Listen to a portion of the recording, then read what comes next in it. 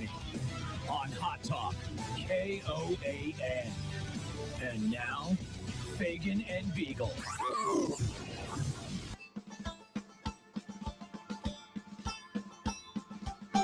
Good morning.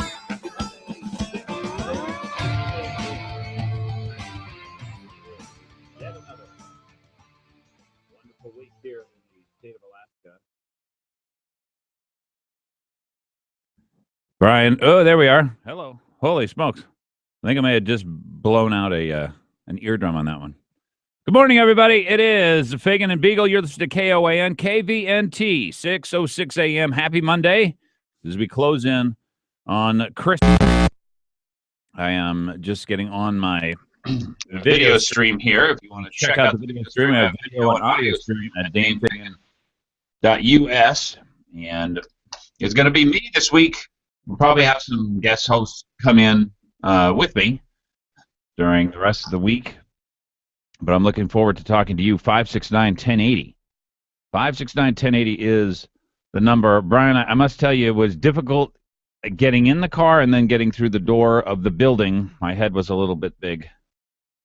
How come? Well, I sang at church this weekend. And you know about church singers. Church singers are, you know. My mom did that. Exactly. Yep. Yeah. So, but two people totally unsolicited. After I, was singing at church, they said I have a lovely voice. Totally unsolicited. I was past them, by the way. So, yeah, it was a pretty good day. Don't you get calls like that all the time, though? I don't know. It's funny that most of the time, if you do an adequate job, most people just kind of leave you alone. If you do a terrible job, most people leave you alone. I don't know. I haven't figured out the magic anyway.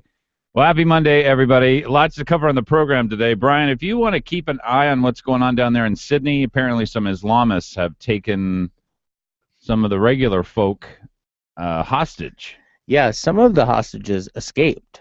Yeah, 5 of them got out.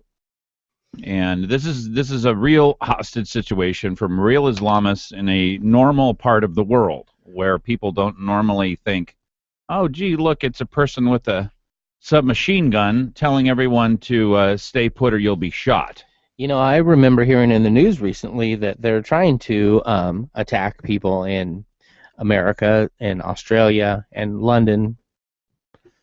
They want to get a little bit higher profile. Yeah, so this was something that we were warned about, I believe. Time to let the world know. Yeah, no, I mean the attempts and the desires. Of course, they did attack the UK. They did have a London bombing, and they have beheaded people and stabbed people. And there are definite factions that are ready to throw down. When you think of our gangs in America, and you think of their gangs, which one's scarier? I don't know. That's a great question. Our gangs kind of know their place, and they can go kill people in the inner city, but they ought to stay out of.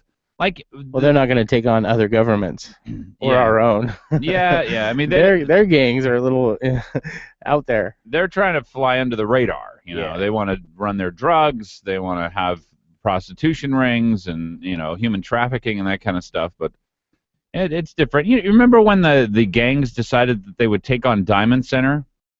No, but I'm glad I wasn't there. It was about a year and a half, something like that ago. And it made big news because there was a whole bunch of gang activity, and I think somebody got stabbed or shot or something like that. And it didn't have, I don't know.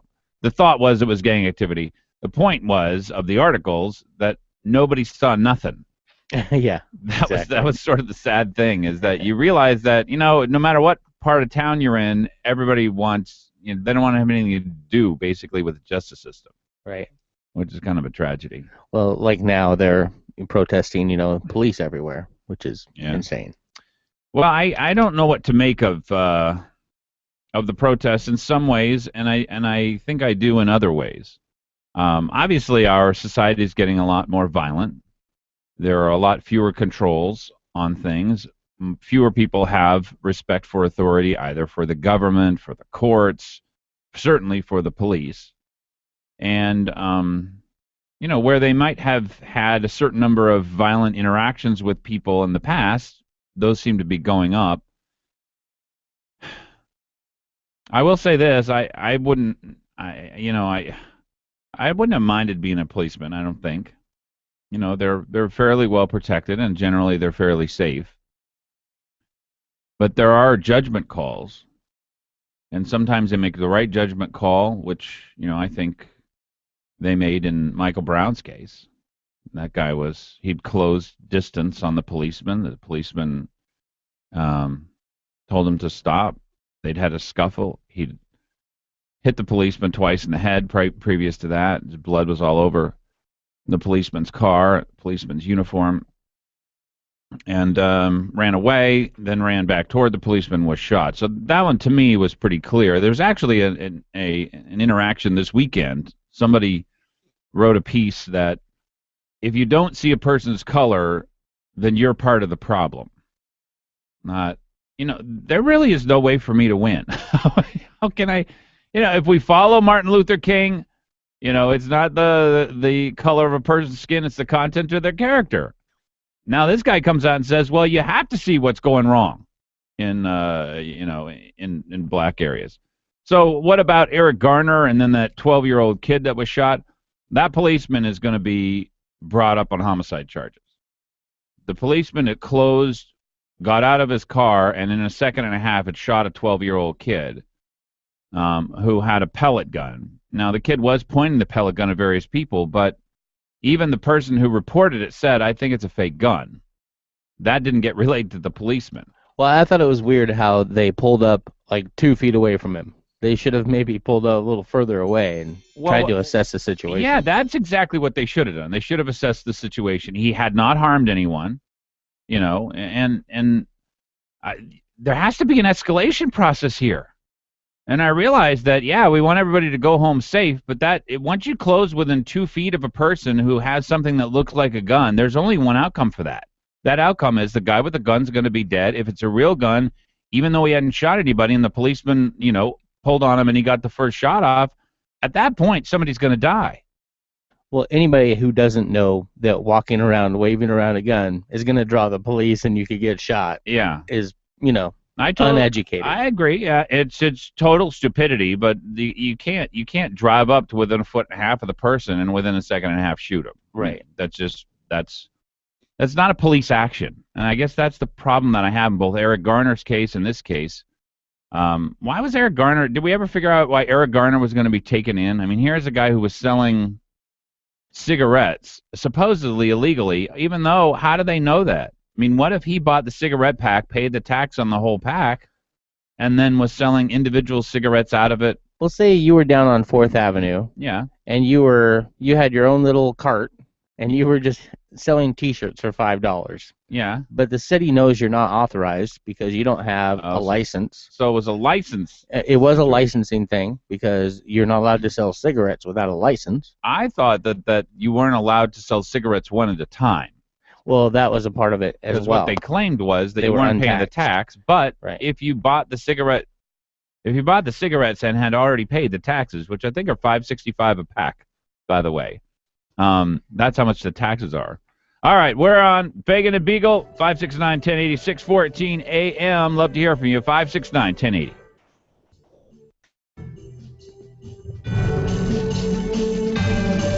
Don't just sit there. Give them a call. 569-1080. Join the conversation. KOAN.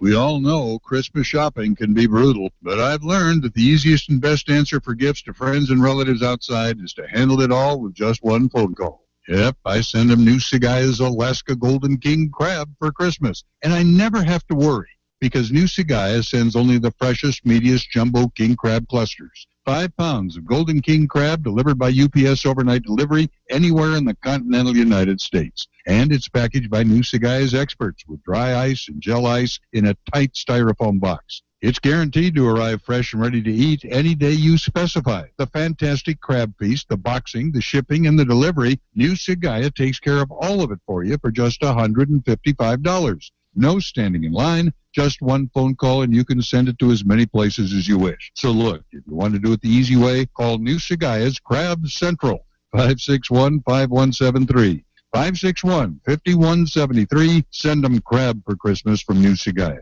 There's a part of our world that we pay little attention to. Here, an ant drags a seed 5 times its own size, and a bee sips from a drop of dew. And down here, toxic chemicals and carcinogens are leaching into our environment. They come from objects that we look past every day. Littered cigarette butts. Let's stop the toxic litter. Learn more at rethinkbutts.org. Brought to you by Legacy and Leave No Trace. Being a business owner isn't easy. There's managing people, customers, income, expenses, unexpected issues, growing your brand, and so much more. Ready to be more efficient in everything you do? Then listen to Getting Down to Business with David Weatherholt. Each week, David gives you the inside scoop on the latest business news and trends, along with tools for keeping your business on track. Getting Down to Business with David Weatherholt. Saturday from 8 to 10 a.m. on Hot Talk, KOAN 95.1 FM and 1080 AM. You're on with Fagan and Biegel in the morning. Give him a call, 569-1080. KOAN.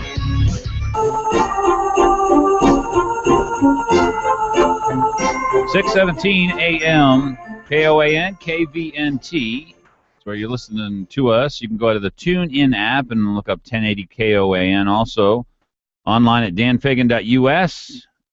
You can find both video and audio streams. Calling us is a great idea, a great gift idea for the rest of the listening audience as well. 569-1080, and a lot to cover on the program today. A number of things came out in the last couple of days. Of course, the federal spending bill, what was in the $1.1 trillion bill. This was, of course, written by Democrats. In the event that they lost the election, what could they get away with?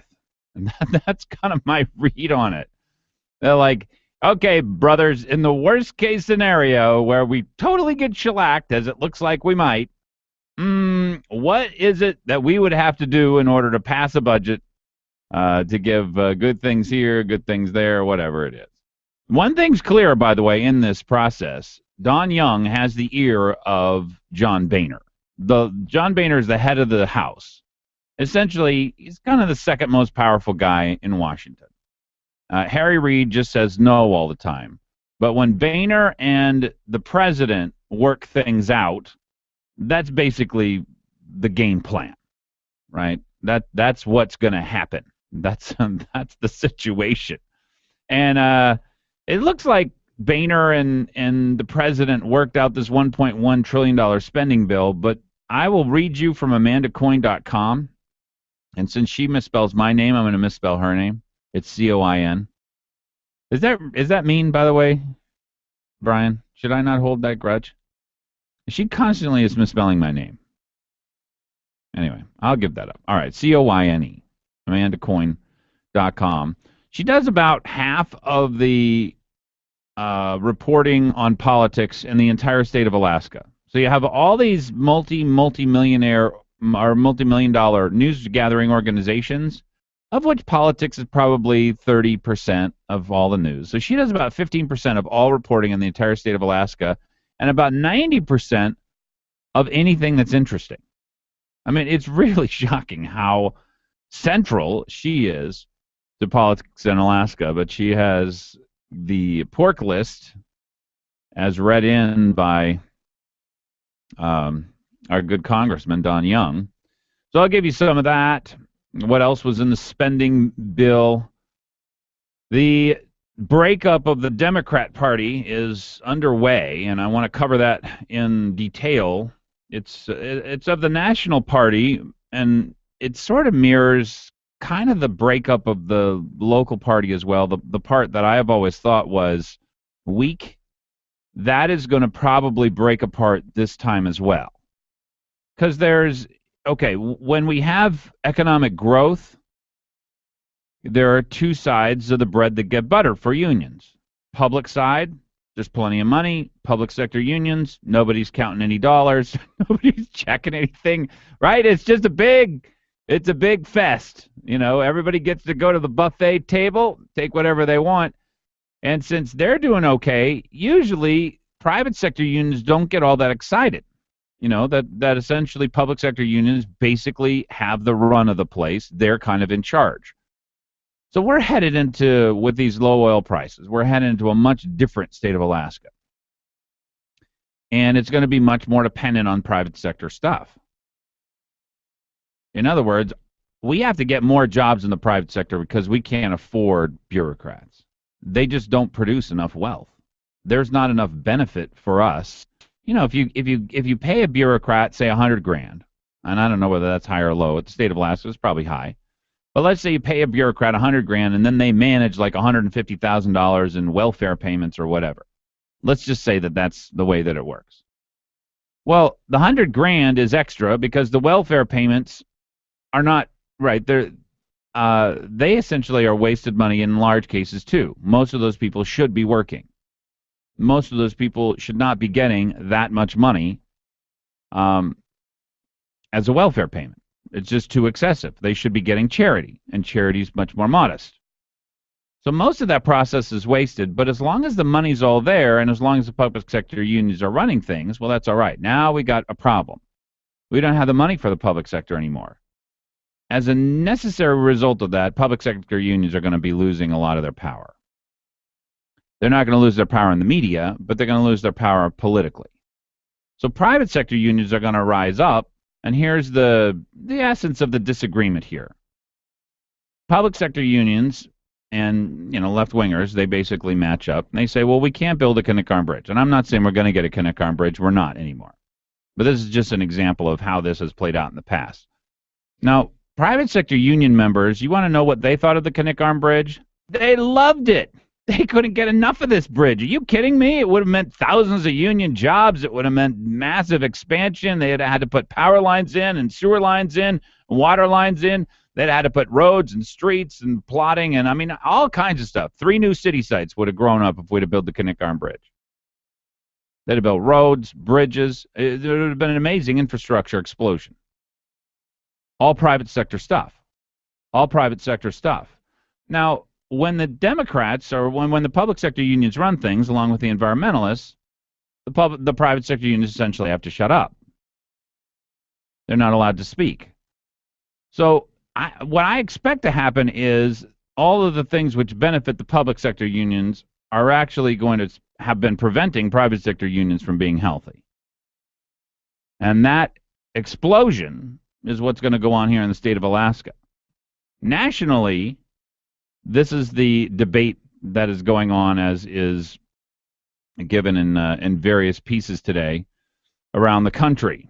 And it's Elizabeth Warren versus Hillary Clinton. So Elizabeth Warren is sort of a populist, total left-winger. If the corporations want it, can't be good. Now, she's right on some of these things, like the Fed's support of the banking system. She's right. I mean, I got to give my thought on this so that people know where I'm coming from. And I don't know whether or not people have heard this before, but here's the problem that we got into. Let's say Joe Blow makes a bad investment and is going to lose a lot of his money. Question for you: what do you care? Does that affect your investments? Let me get right to the nub of this. Does it affect your bank? How in the heck could Joe Blow's bad investment affect your bank? How could it possibly be? How could that possibly have happened? Well, it happened back in 1999, the Graham-Leach-Bliley Act. And what it did was it allowed for banks to mix investment and traditional banking monies, all supported by the Fed, all supported by Wall Street, all supported by the Republicans, all supported by the Democrats. So in some cases, Elizabeth Warren is right. We did create the monster which helped to wipe us all out. And think about it again. What difference does it make if, I don't know, their AIG basically was the foundation of the problem with our troubled asset reallocation program or whatever it was called, TARP. That basically was the problem in banking. And AIG was invested in mortgage-backed securities. An investment. What does an investment have to do with our banking system? Why did an investment by AIG threaten the entire world banking system? Because they were mixing the money. something they had never allowed us to do ever since, I think, 1934. Ever since we learned the lesson from 1929 and the stock market crash of that, ever since we learned that lesson, we'd never allowed them to do it until 1999. Now, it didn't get bad enough until 2008. But there are real problems with the Fed and Wall Street and Washington, D.C. all getting together. Yes, there are. And I totally agree with her on that. To me, that's not populism, because that's not traditional private sector stuff. You know, I agree that the private sector is the best place for us to put our faith. Small amounts of government, large amounts of private sector. You know, maybe like a 5%, 95%. That's the way I think society would work best. Yes, you can have monopolies like Microsoft and like IBM and all these things. And monopolies are always bad, of course, unless they're in the public sector, right? We have always wanted to have a monopoly of education. So monopolies are always bad, and those always have to be stopped and prevented from expanding because they prevent innovation, they have unfair business practices, and all kinds of things like that. So that's my view, is this battle, this breakup, which I'm going to cover when we come back, between the two sides of the Democrat Party. I think it is a real disagreement.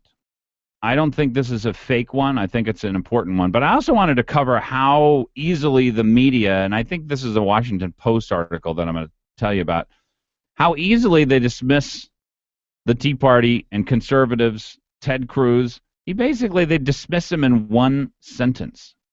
I mean, the power of the media is so amazing. And like you, I'm out this morning, all morning long, trying to figure out what actually did happen in this $1.1 trillion spending bill. I'll say it again, a $1.1 trillion spending bill. Now, the things I'm going to cover, they're like $10 million. What is that? That's one 1/100,000th of the total spending. $10 million is 1/100,000th. That's how small the little things that are going to be in the Amanda Coin piece today. We have no conception of what $1.1 trillion is. It's so much money that it's a ridiculous, unbelievable amount. So we're going to be covering as much as we can, and it's hard for the normal human mind to make heads or tails of any of this stuff. Lots to cover. You're listening to Fagan and Biegel. Dan's out this week. Love to hear from you. 569-1080. We're headed into the holiday season. I hope you're all ready for it. Long, long lines of cars all over the place, and there was something pretty nasty going on as far as traffic goes earlier this morning, so be careful. It was over on East Side somewhere. Stay tuned. 569-1080. Fagan and Biegel on KOAN, KVNT.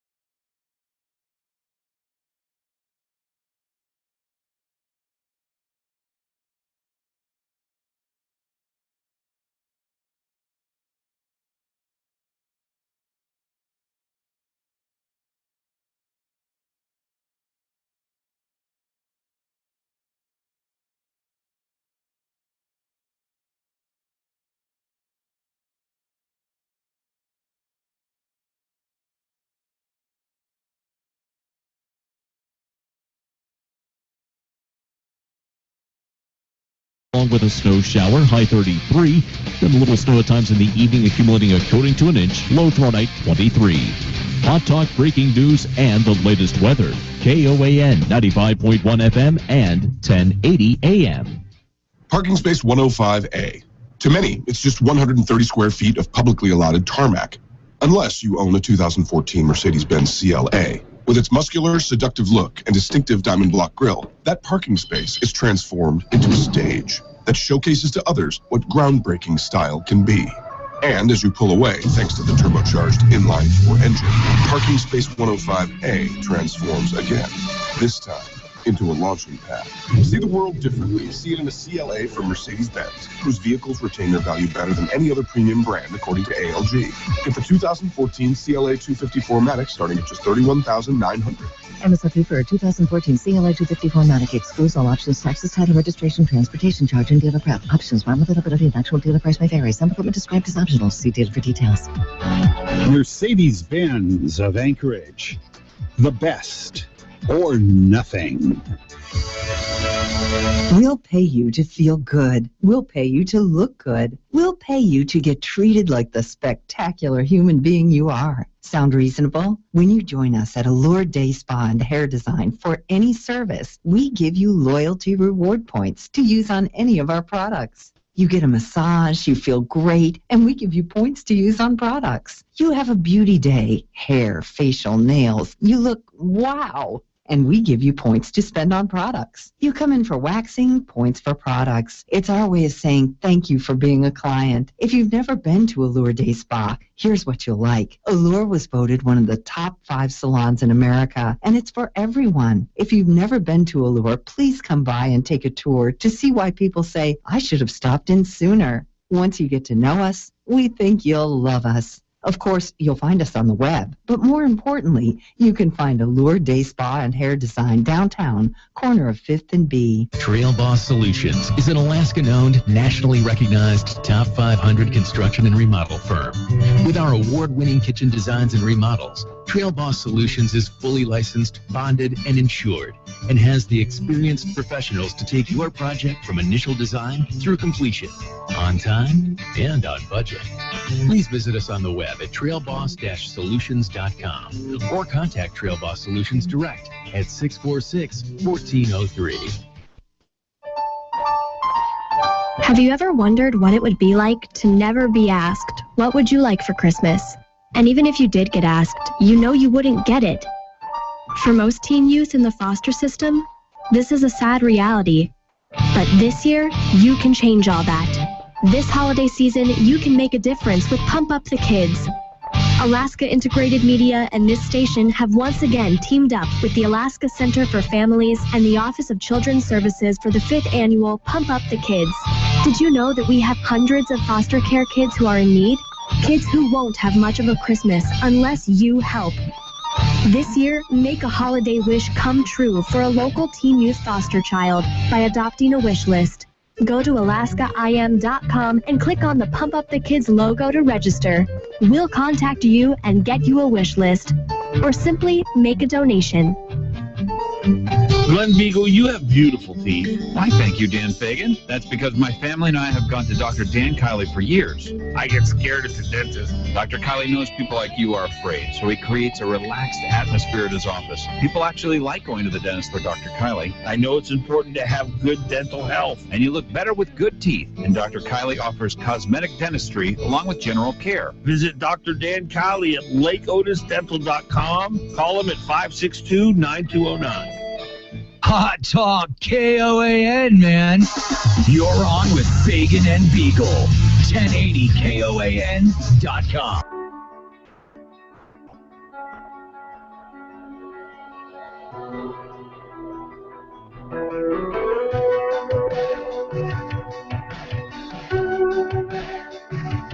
.35 a.m. Fagan and Biegel. Dan is out this week. Love to hear from you. 569-1080. We are broadcasting on KOAN, KVNT.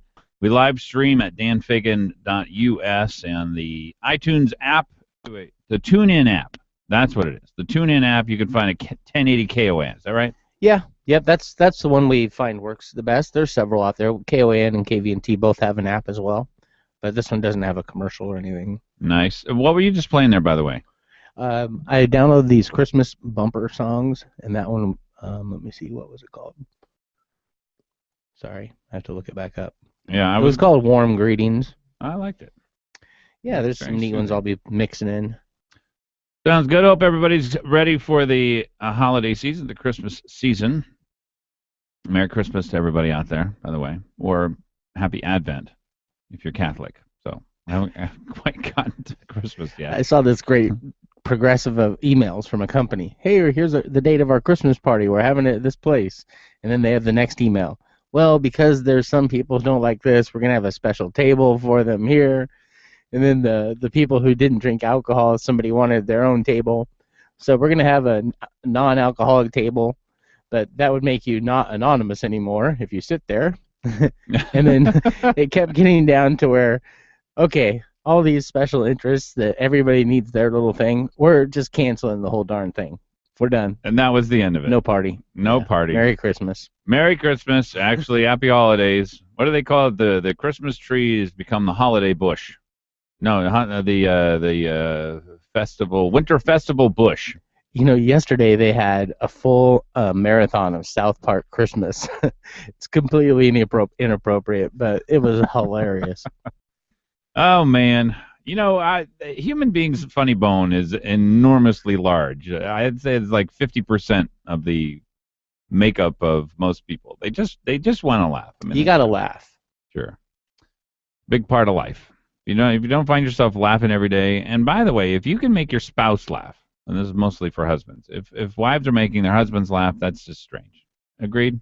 You're with me on that? Yeah, that's one of the things. If I meet a nice young lady or any lady, I want her to laugh at my jokes. Okay, that's right. For one. So at least she has to think I'm funny. Okay. Well, and I just think it's first of all, it's an indication that you're a loving person, because it does take an extra effort to put away all your troubles and all the things that are going wrong, and then you're really there for that person, and you're doing what you can to make them feel better. And so it's a great indicator, a good person. Hopefully everybody out there is working on that. 569-1080. I'll give you a couple of stories that caught my eye before we get back to the state of the state and the state of the nation and the $1.1 trillion spending bill. Russian money is suspected behind fracking protests. Now, these aren't the fracking protests that are going on here. Our environmentalists are doing the work of Russia and the United States already. So they don't actually have to spend money over here. This was in Romania. And so they were the oil companies or production companies or whatever, gas producers, went to explain, hey, we think we have a shale play here in Romania, and they were expecting the people of Romania to turn out and say, yay, it's so exciting, we're looking forward to jobs and economic development. Instead, Russia supported some environmentalists to come and actually attack the oil companies or the gas producers for, I love it. See, this is the kind of stuff that does give me a little bit of joy, because it gives you a window into whoever your friends are, whoever it is that is on your side. You do have to wonder or not whether you're being played for the fool. Sony Pictures demands that news agencies delete stolen data. Now, Brian, I think know more a little bit about this. Apparently, Sony was planning on producing some kind of a film about Kim Jong-un. Yes, interview. Who has outlawed the use of the name Kim, which is like the name John over here. You're in North Korea and your name is Kim, you have to change your name. This guy seems completely reasonable. Honestly, yeah, I'm glad he's got a country. Mm-hmm. Yeah, and apparently everybody has the same haircut, so they have to have the same haircut, but they can't have the same name. Yeah, I'm just glad that's not here. By the way, we make fun of things like this dictator guy. I can tell you that he is the worst person on planet Earth. Now he's going to get into your email, Glenn. Yeah, the kinds of things that he does to women, and really, it's completely inhuman. When he is the representative sample of absolute power, leading to absolute corruption. Are you talking about Dennis Rodman or Kim Jong-un? Okay. Yeah. Dennis Rodman was over there to help. I don't understand why you don't get that. It was with his good buddy. They're friends. Did you watch the video of that, by the way? Yeah. I did too, 3 or 4 times, because I honestly could not.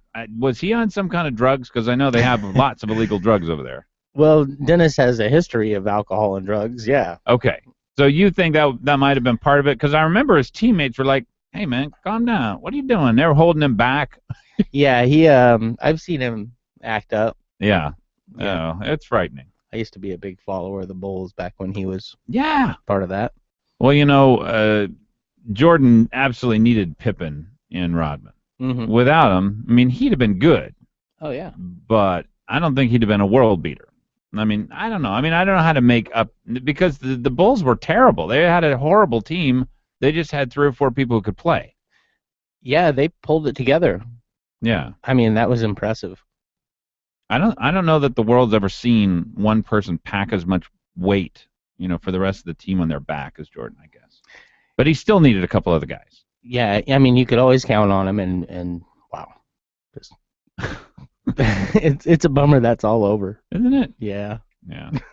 So I saw LeBron James, King James, had "I Can't Breathe" on his shirt. Yeah. Yeah. The protests for the last 2, the Eric Garner, and I don't know what the kid's name was.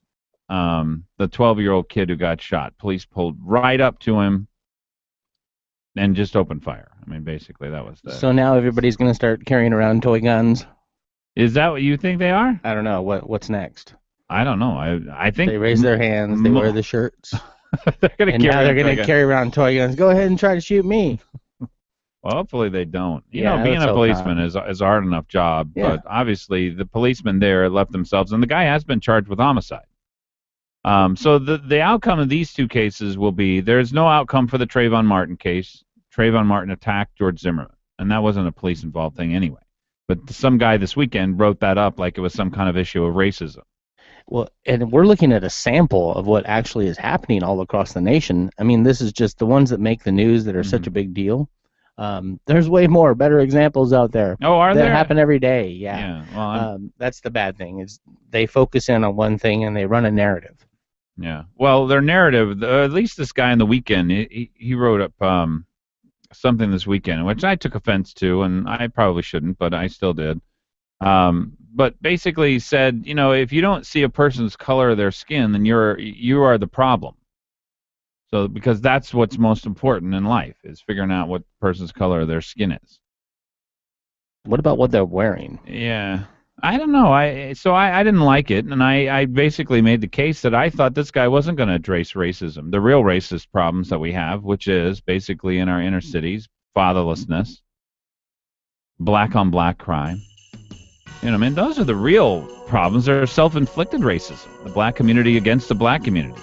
And unfortunately, they keep electing people who aren't interested in their welfare. 6:44 a.m., Fagan and Biegel here on KOAN, KVNT 569, 1080, 569, 1080. Dingman's going to be on with us a little bit later. Stay tuned.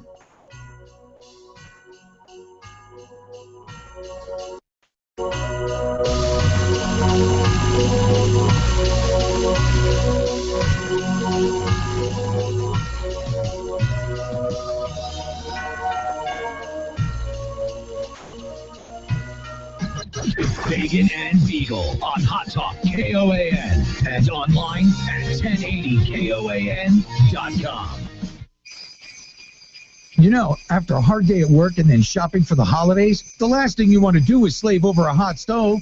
Well, don't worry about it. Relief from this hectic time of year is just a jingle away. Call 333-8000 and ring in the holidays with the Sicily Season Greeting Special. 2 large 2-topping pizzas for only $11.99 each. So relax and let Sicily's deliver hot, fresh, delicious pizza, pasta, calzones, wings, and salads right to your door. It's fast, easy, and affordable. Call 333-8000 and ask for the Season's Greeting Special. 2 large 2-topping pizzas for only $11.99 each. For the only 24-hour-a-day delivery in Alaska, call 333-8000 or save 20% by ordering online at SicilysPizza.com. Best ingredients, best pizza, Sicily's. Wishing you and yours a safe and happy holiday season. Sicilies. Hanukkah, the festival of lights. Join us for Cirque de Hanukkah, featuring an incredible acrobatic display by the Chicago Boys acrobatic team, as seen on America's Got Talent. Enjoy latkes, donuts, Israeli falafel, and let the kids have a blast with Meltdown, the new multiplayer Hanukkah spinning game. Sunday, December 21st, 5 p.m. at the Egan Center. All families welcome. Tickets at the door or online at alaskajewishcampus.org. Happy Hanukkah to all. This is Dr. Ellenberg. Are you tired of taking medications? Do your medications create more side effects than solutions? Do you want more than 15 minutes with your doctor? If you answer yes to those questions, you should consider calling the Ellenberg Center for Natural Medicine. At our center, we take the time to listen and focus on finding the cause of your health problems. Whether you have a cold, high blood pressure, diabetes, or cancer, we can help. Call the Ellenberg Center for Natural Medicine at 563-2366 or visit us online at drellenberg.com. We can help.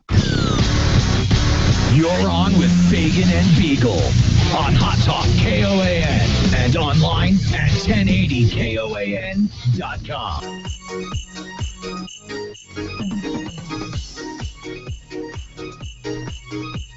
.47 a.m. 569-1080 is the number here. Moving into Christmas. Hope everybody's having a great holiday season. A couple of things going on out in the world. I'm guessing it was a car accident was going on over in the east side because the police were headed over there in rapid fashion just before 6 o'clock this morning. And also down in Sydney, there is an Islamist who has taken over an eatery. I don't know, some place where people get food or coffee or something like that. I heard it was a chocolate shop. A chocolate shop. And there's holding a number of people hostage down there. They're trying to get the ISIS flag. He wants a meeting with the prime minister. So we got our eye on that. I don't know. Has anybody been killed in that, Brian? I haven't heard any reports on that yet. Just holding people hostage. I've heard, a few people did get out, and then they were demanding an ISIS flag. Yeah. Well, this is going to become more and more the reality for things, for day-to-day life, I would imagine. And the difficult part is, I mean, what is the proper response? Because a lot of people who are Muslim are, of course, perfectly decent people, and in open societies, you expect that people are going to be decent until they prove themselves not to be, and so I don't really know what to do. I don't know what the answer is. This guy came from Iran, and he was. I got a headline here. Oh, what is it? Police storm the building. Loud explosions heard as they storm the cafe. So this is in Sydney. Yep. I mean, there's a lot going on right now with it. They're moving on it. I'll keep you updated. Yeah, break into to us whenever you get a chance, and keep us up to date. And a couple more pieces. This one from the Alaska Dispatch News, just to bring you up to date. Coast Guard proposes a Bering Strait shipping route with global warming leading to increased traffic in the vulnerable Arctic. Don't you just love that? All right, anyway, it's not the vulnerable Arctic. It is the resource-rich Arctic. But anyway, the U.S. Coast Guard is proposing a 4.6-mile wide shipping route through the Bering Strait to try to protect the region. Any accident in the sensitive area can be a major problem, and traffic has increased tremendously. These are the We Can Never group. Seth Borenstein, writing on behalf of the Associated Press. I think he was just an average blogger just a little while ago. I don't really think that he was a journalist at all, but now the Associated Press has picked him up and is publishing him, because obviously that's a blog level piece. You got that line. Well, that line has been blurred. It seems like a lot of things you see in the Daily News aren't actual columnists anymore either. Yeah. But that's the bulk of what you see online. That's true.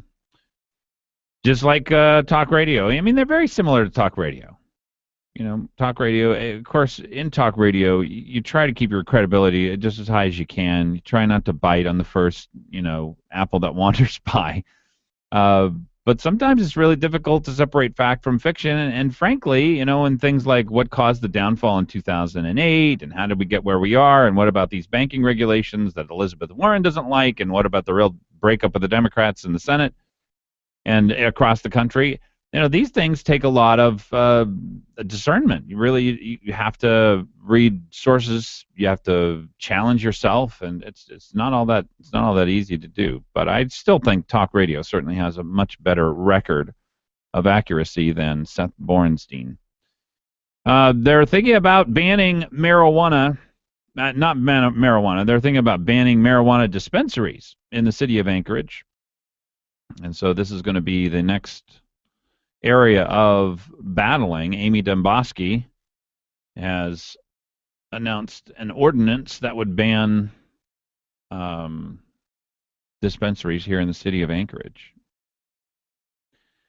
If I was to look at the political angles of this, let's say Biegel wanted to run for mayor. My guess is what he would do is he would adopt that he would adopt Amy Demboski's stance on this for political reasons. Just if I had to read the tea leaves, and here's the way I believe that his mind would be working. If he said that, yeah, I want dispensaries on every street corner, obviously the news media is going to have trouble covering that up. That's a pretty big deal. And he's going to have a lot of people that are going to be uncomfortable with there being more dispensaries than Starbucks and McDonald's all across town. And that's the experience, by the way, in Colorado and some of the towns there, some of the larger towns. There are now more marijuana dispensaries after 1 year than there are Starbucks and McDonald's. You can expect that marijuana dispensaries would be almost literally everywhere. So he would be... Well, I heard an interesting fact on that. What? The other day. On the Eddie Burke show, they had Taylor Bickford sitting in with someone else. I can't remember who she was. Yeah.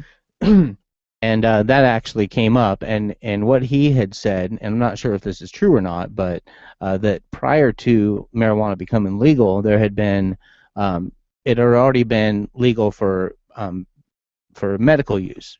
So there were already all of these dispensaries all around, and when the law came into effect, they were allowed to switch over to retail as well.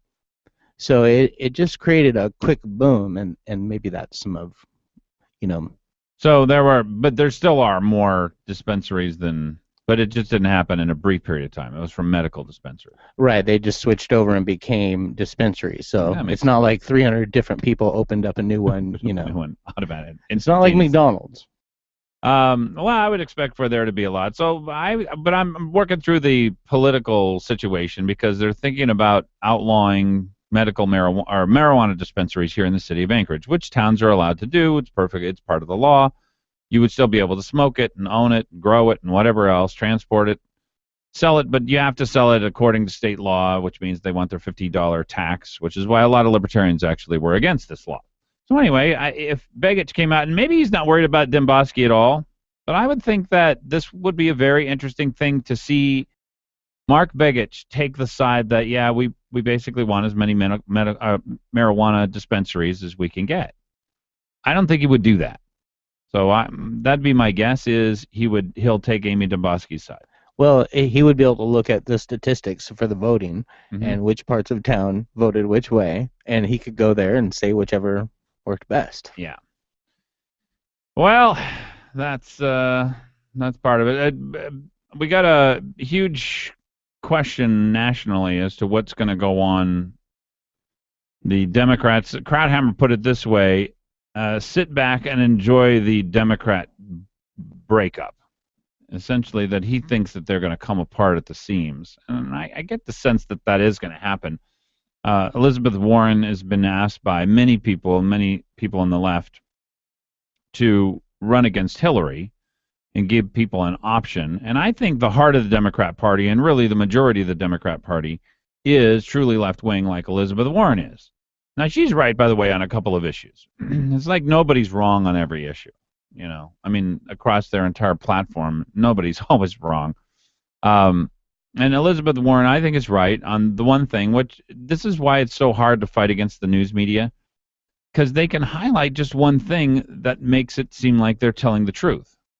So what's in the $1.1 trillion spending bill? Amanda Coyne has a good write-up on it. I think she's done a fairly good job, but it's still, she covers about, I don't know, $500 million of $1.1 trillion So 1/2000th of the bill. It's just almost impossible not to, at some point, adopt the news media's mantra as to what's really going on. And so here, Elizabeth Warren is getting credit for something that I'm sure makes Ted Cruz perfectly uncomfortable as well.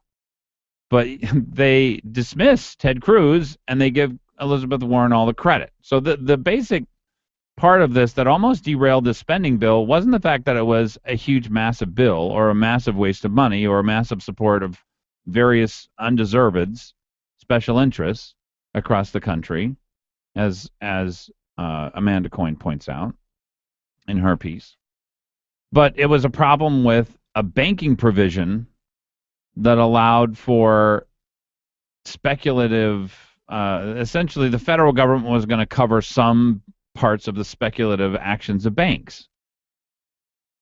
And she's right on that. Not everybody's not wrong on everything. I agree with Elizabeth Warren on this. That's not the function of the federal government to guarantee banking transactions in that way. If you are going to take make a speculative loan, that's on you. That means that you have responsibility. The perfect example is, do you know how many local and neighborhood banks failed while all the national banks were having trouble? Almost none. The reason is that they didn't speculate on somebody's mortgage, that they weren't out taking, no interest loans or no money down loans, that they made actually good loans throughout the whole process, and so they never got caught. So I do think that things like this are probably going to cause real trouble, and I think Krauthammer is essentially right that the Democrats are in real trouble trying to keep their Wall Street segment together with their Elizabeth Warren progressive left-wing segment. So I will be enjoying that, but I'll also be enjoying that process in the Republican Party. You listen to Fagan and Biegel, 569-1080, 658 AM. Mike Dingman's going to be with us. Stay tuned. KOAN, KVNT. Happy Monday, everybody.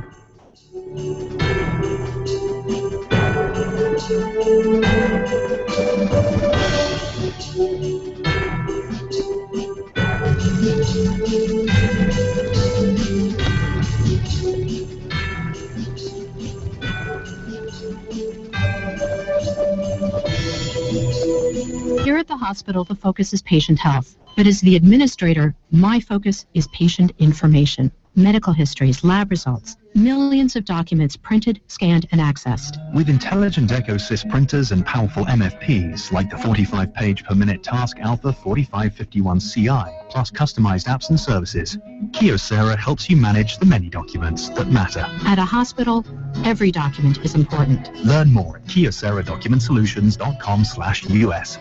Royal Business Systems has been a leading provider of high-quality business technology and services since 1990. Royal Business Systems provides HP, Okidata, and Kyocera printers and MFPs, and support recognized throughout the industry as best in class. Come to Royal Business Systems for the total document solution you need to succeed in a competitive marketplace. Don't call 1-800-WHO-CARES. Call Royal Business Systems at 563-4118. That's 563-4118. Or visit us at akcopy.net. Hot talk all day. Hot talk every day. 95.1 FM, 1080 AM. KOAN, Anchorage. Fox News Radio. I'm Dave Anthony. Shots fired. A lot of them. In Sydney, Australia, and that came just minutes after more of the hostages held for over 16 hours inside a cafe were seen rushing out, ending a gunman's standoff. Fox News Radio's Leslie Yeomans has the update live from Australia. Dave, dozens of ambulances have been lined up on the perimeter of Martin Place for some hours, waiting for the hostages to emerge from the building, and they're now being cared for by paramedics. At least one of them needing to be brought from the cafe on a stretcher. No word yet on her condition. The armed man holding them hostage has been identified as 50-year-old self-styled Sheikh Man Haron Monis, who's accused of helping to kill his ex-wife. He's also facing a raft of other charges, including 22 counts of aggravated sexual assault. He first came to the attention of the courts, writing offensive letters to the families of 7 Australian soldiers killed in Afghanistan between 2007 and 2009. Dave? Leslie, get that standoff over. In Souderton, Pennsylvania, near Philadelphia, a murder suspect is believed to be barricaded inside a home with police outside. They believe he's the gunman in the shootings early this morning at 3 locations that left 5 people dead. It's been 2 years and a day since the Sandy Hook, Connecticut elementary school massacre, and this morning there's a lawsuit. Fox News Radio's Jessica Gala, details at Live. Dave, 9 of the families of the 26 people killed and a teacher injured in the Sandy Hook elementary school shootings in Newtown, Connecticut, have filed a lawsuit against the distributor, seller, and manufacturer of the rifle used in the slayings. The wrongful death and negligence suit claims the Bushmaster AR-15 rifle should not have been made publicly available because it's a military weapon not suitable for the civilian population. Dave? Jessica, in Arizona, abortion law still stuck in limbo. The U.S. Supreme Court refusing to let the state enforce its restrictions regulating where and how women can take drugs that induce abortions. Fox News Radio, fair and balanced. Policies issued by American General Life Insurance Company, Houston, Texas. Not available in all states. For details, visit AIGdirect.com. It takes a lot of courage to face your own death, but I'm glad I finally did. See, I was putting off getting life insurance to protect my family, even though I knew it was important. Then my neighbor's husband died. I watched her struggle emotionally and financially. It really made me face reality. If my husband died, how would I pay the mortgage, the car payments, or keep up the life the kids and I had? I realized I needed to get us life insurance right away, so I called AIG Direct. In less than 5 minutes, I had a quote. I was shocked at how affordable it is. Just $14 a month for $250,000 of term life coverage. I feel so much better knowing my family has protection. Call AIG Direct right now for a free no-obligation quote. The call takes less than 5 minutes, and you can save up to 70%. Call now, 1-800-881-4982. That's 1-800-881-4982. 1-800-881-4982. Again with a We all know Christmas shopping can be brutal, but I've learned that the easiest and best answer for gifts to friends and relatives outside is to handle it all with just one phone call. Yep, I send them New Segaya's Alaska Golden King crab for Christmas, and I never have to worry because New Segaya sends only the freshest, meatiest jumbo king crab clusters. 5 pounds of Golden King crab delivered by UPS overnight delivery anywhere in the continental United States. And it's packaged by New Segaya's experts with dry ice and gel ice in a tight styrofoam box. It's guaranteed to arrive fresh and ready to eat any day you specify. The fantastic crab feast, the boxing, the shipping, and the delivery, New Segaya takes care of all of it for you for just $155. No standing in line, just one phone call, and you can send it to as many places as you wish. So look, if you want to do it the easy way, call New Segaya's Crab Central, 561-5173. 561-5173. Send them crab for Christmas from New Segaya. If you're ready for the movies, there's just one place to go. Check out moviesacre.com. It's showtime. Movie times, previews, and more. Get tickets, friends, lots of information to explore. Great restaurants. Now you'll know just where to go before and after every show. Check out moviesacre.com. It's showtime. Okay, admit it. You screwed up big time. You had a couple of beers after work, took one with you in the car. You could have taken a cab, but no. You did just about everything wrong you could do. You spent a night in jail before you got bailed out. And now you stand to lose it all. Your car, your license, your insurance, maybe your job. Brother, you are in trouble. You know, you made a lot of bad decisions so far, so it's time you make a good one. Get on the phone right now and call attorney Josh Fink, 274-0493. No, you can't put it off. You still have a few rights left, and Josh will help you protect them. You are going to need them. You want to make things worse? I didn't think so. Call attorney Josh Fink, 274-0493. There's no excuse for what you did, and you need the best defense possible. So do it now. Attorney Josh Fink, 274-0493. Get the defense you need.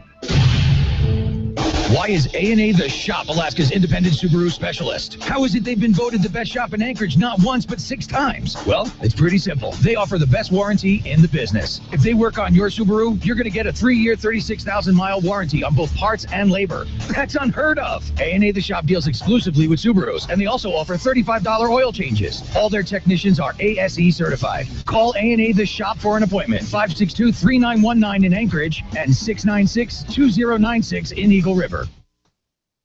You're on with Fagan and Biegel in the morning.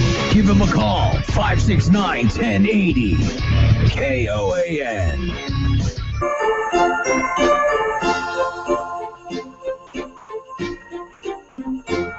$7:06 a.m. Happy Monday, everybody. Congratulations on making it through yet another weekend. It's December 15th. Fagan and Biegel here on the air. Dan is off this week, so I'd love to hear from you. 569-1080 is the number, 569-1080. We broadcast to you on KOAN, KVNT, and we also live stream at danfagan.us, both video and audio, and we have TuneIn. Is that right? The TuneIn app. Okay, yeah, the TuneIn app. Look for 1080 KOAN. And that seems to be the best way to get us electronically. I said something somewhat controversial in the last week, and somebody required a clarification. And it was about the Tea Party. And so Michael Chambers was in, and I'm a member of the Tea Party. And in a member of the Tea Party meaning unlimited government. I think government is wasteful. I think that the arrangement creating a charitable act and making it a right is damaging and dangerous both to the people who get the government charity or the government cheese, and it's dangerous to society because it breaks apart families, rewards people for doing the wrong thing. Anyway, I consider myself a Tea Party member. I helped start or was involved in the starting of various Tea Party groups, not Anchorage Tea Party, but other ones. So anyway, last Friday, I said that it is apparent to me that some people in the Tea Party require that their candidates, in order to prove that they're conservative enough to get their Tea Party vote, that the way that they do that is to show that they're unelectable. Now, this is actually not a complaint just about Tea Party. I'll give you an example for the social movement. And the Tea Party is not a social movement at all. They don't care about social issues, or they don't talk about them. But requiring someone to go around and in every format say, even if they believe it, this is a mistake, by the way, the Democrats did not make, that you support making abortion illegal in cases of rape and incest. About 20% of Americans agree with that idea. About 80% of Americans don't agree with that idea. So forcing your candidates to go around and say things like that, even if they do believe it, and maybe especially if they do believe it, makes your candidate unelectable. This has been the driving force for most people in the conservative movement for so long because, as Rosie Torres was on the program, we're always being lied to. She was a co-host from last week. And I think a lot of people are convinced that basically all politicians do is lie to us. I got a question for you. So that essentially is what I said. And I made various clarifying explanations about it. Oh, Mike's here. Mike, come on in. Sorry. Yeah, Mike Dingman is going to be with us here, and looking forward to talking to him. But the clarifications that I made were, I think the set of Tea Party candidates, conservative candidates, there's the Tea Party and there's the establishment. That's essentially the two wings of the Republican Party. And our candidates this time were much better than the candidates that we ran last time, or 2 times ago. And so, to me, this is like Tea Party version 2.0. We've learned the idea that you have to have good candidates. They have to have a believable and a moving life story. And so we're doing a much better job of figuring out if we demand that our conservative candidates act so conservative that almost nobody agrees with them, and that's our requirement in order to get our vote, that essentially they be unelectable. So that was how I clarified things, and hopefully that makes more sense. Forcing a candidate to say stupid things or asking them dumb questions in public or things that almost nobody agrees with other than the people who are, quote, in the know on the conservative right-wing side, all you're doing is just making it a guarantee that you have an unelectable candidate. But I think the Tea Party has largely learned from the mistakes of 2008 and 2010, and now the candidates that the conservatives put up, I believe, are much better than those that are put up by the establishment. Mike Dingman. Hello. How are you? I'm good. How are you? I'm doing all right.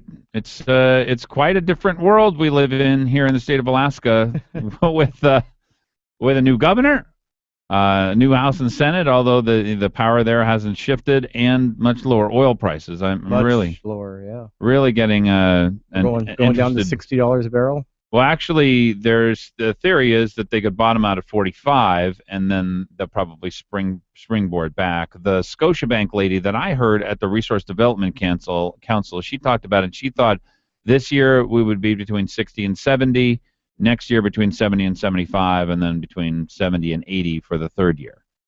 So at those prices, of course, dramatic things can happen. Why don't you introduce yourself to people, and then we'll get started. I'm Mike Dingman. I write a column every Wednesday in the ADN, the Alaska Dispatch News, which I still have to get used to saying. But where's your politics? How would you describe yourself politically? That's what I was about to say. You're talking about the Tea Party, and I relate to the Tea Party in a lot of ways because I think a lot of the Tea Party stuff is very libertarian, and I consider myself more of a libertarian these days than anything else. I grew up listening to Rush Limbaugh and being very Republican and conservative, but I was never very religious. Okay. And I'm spiritual and I have a relationship with God. I just don't, I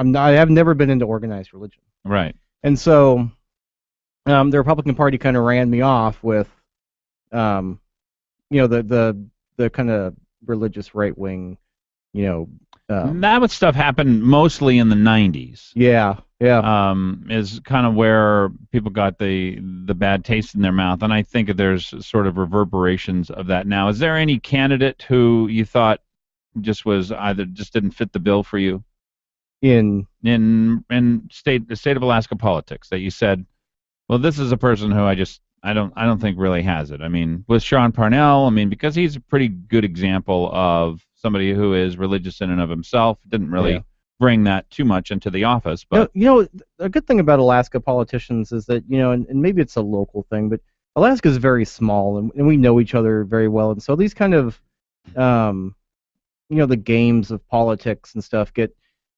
it's a little bit less intense because we know each other. Like, you can go grocery store and see your senator, your House representative, and you have more conversations, and so we tend to focus more on Alaska-focused issues than really running to very religious things, and we see that a little bit with the need to define medically necessary abortion. Mm-hmm. The marriage issue, even though I think the courts are going to redefine that across the country in very short order.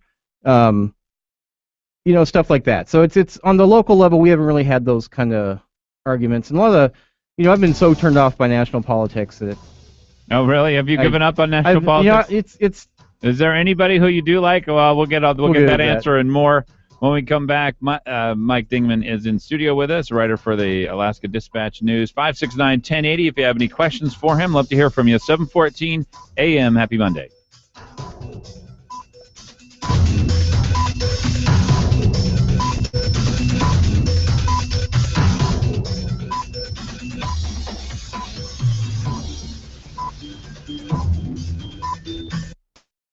There, give them a call. 569-1080. Join the conversation. KOAN.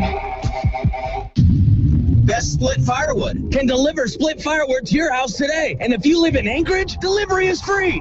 Wait, what did I just say? Delivery is free if you live in Anchorage. Wow, that's cool. Okay, back to the commercial. Best split firewood. Call now, 727-5928. That's 727-5928 and get 2 bundles of starter sticks with your order. Hold on, 2 bundles of starter sticks and free delivery in Anchorage? That's way cool. Best Split Firewood will deliver mostly all birch split and ready for your fireplace or wood stove, no matter how much you need. A quarter, half, or full cord. They have the best firewood in the city, and they'll even mix in some spruce if you ask for it. And don't worry if you just need a couple of bundles. Best Split Firewood has them wrapped and ready to go at half of what you would pay anywhere else in the city. Best Split Firewood. Call today for free delivery in Anchorage and 2 bundles of starter sticks. 727-5928. That's 727-5928. Visit their new location at 2000 East 68th Avenue in Anchorage.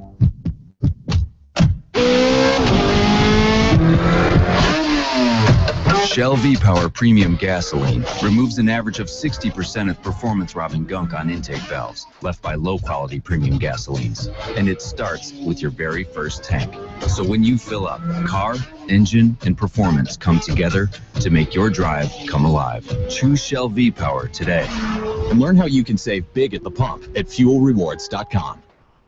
Hey, if you think all you need to know about beer is how to pop the top off the can, go to worldclassbeer.com. There's a whole world of beer out there, and worldclassbeer.com can help you navigate it. Learn the difference between an ale and a lager at Beer U. Get descriptions of all the craft beers and learn why they're so different. And when you see one you'd like to try, the Beer Spy Locator can direct you to the closest store. Worldclassbeer.com, designed to help you get closer to your beer. Brought to you by the Odom Corporation. Always drink responsibly. Hot Talk KOAN, man. You're on with Fagan and Biegel. 1080KOAN.com.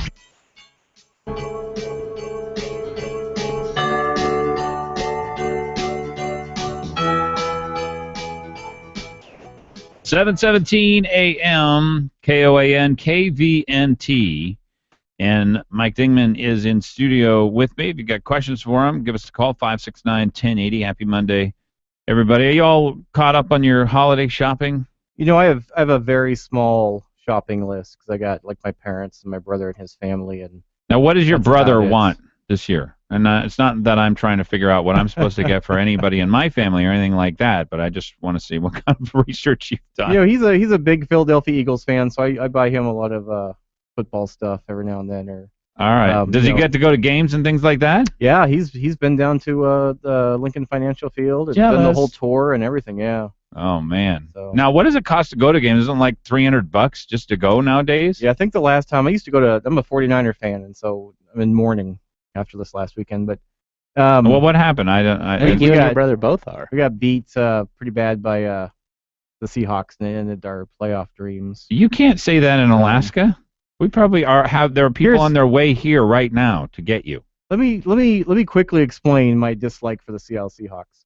Is very little to do with the fact that I'm a 49er fan. Okay. And very much to do with the fact that I'm an Alaskan. And I grew up in Alaska, and I have 5 generations of people in my life that grew up in Alaska. All right. And I'm sure there's going to be a huge butt that's going to wander in here. The national everybody wants me to be part of. That wants us to be regional to Seattle. Oh. And we're just not.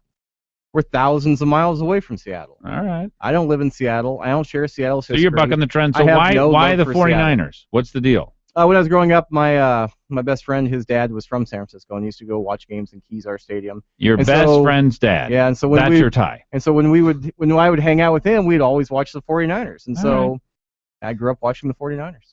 I hated the 49ers, by the way. They were the most boring team. Another pass, 12 yards. Another pass, 14 yards. Another pass, 8 yards. Like, can this ever end? Could you just stop them from passing over and over and over again? It was the most boring game I've ever watched in my life. The West Coast. You talk about the advent of the West Coast offense. Yeah, exactly. But they redefined the game. They did. They totally did. No, I'm not taking anything away from them. Everybody does it now. Other than I was sick of watching them year after year after year. It was just terribly boring. Yeah. Anyway. We're trying to get over all that. The art of the 5-yard slant pass, you know? Yeah. Just boring. That's all right. As long as you're winning, boring it's still fun. All right. We're in the midst of, I would say, a redefining of the state of Alaska? You know, you could say that. You don't think it's going to get there, or you were a little reticent? I mean, have you sat around and tried to grapple with the gravity of where we are? That what we worried about happening 5 and 6 years ago when we had $35 a barrel oil, that looked like it was going to save us, and our budget actually balanced at $35 a barrel. Now it balances at $107 or $117 a barrel or something like that. I mean, there's no force on earth that was going to save us. It saved us for a while. It gave us a little bit of money in the bank, but as it turns out, it's not as much money as we thought. You know, we had I remember $8 barrel oil, $9 barrel oil. You know, and I remember sitting in Eldon Mulder's office when he was a House rep, and he showed me a spreadsheet. He says, Mike, we're not going to have a permanent fund check in 2003. Mm-hmm. You know, I mean, we were in dire straits then, and then oil jumped up to $80 a barrel almost overnight, and saved us. And I don't think that's going to happen this time. I think the market is much more predictable than it was. There's just a lot of oil out there. But yeah, and so, but we're not. It's dire straits, but it's not.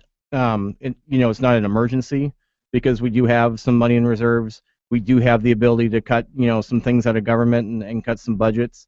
We probably could cut $2 billion out of the budget in the next, fiscal year. That'd be like a third of the budget. Yeah, but it's if you listen to guys like Brad Keithley, really know what they're talking about when it comes to this kind of stuff.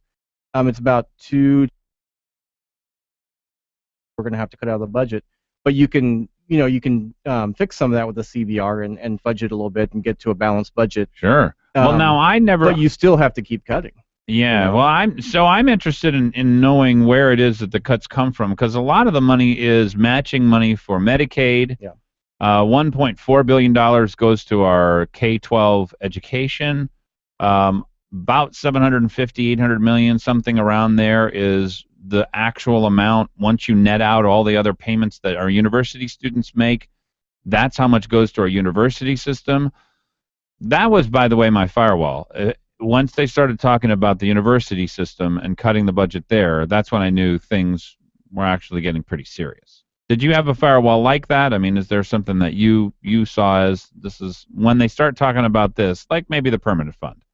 When they start talking about the permanent fund, because it's the third rail, right? You can't taxes and the permanent fund. So and they haven't really started talking about an income tax yet. And I think part of the reason is because it's not going to help much. No, there's not a big enough tax base even if we instituted a income tax to make a much of a dent. So it's really kind of pointless. Yeah. Well, I mean, you'd be talking about an average person, an average family, because not that many people. You look at half the families in Alaska don't even make any money at all. Yeah. So and not enough money. They're under poverty.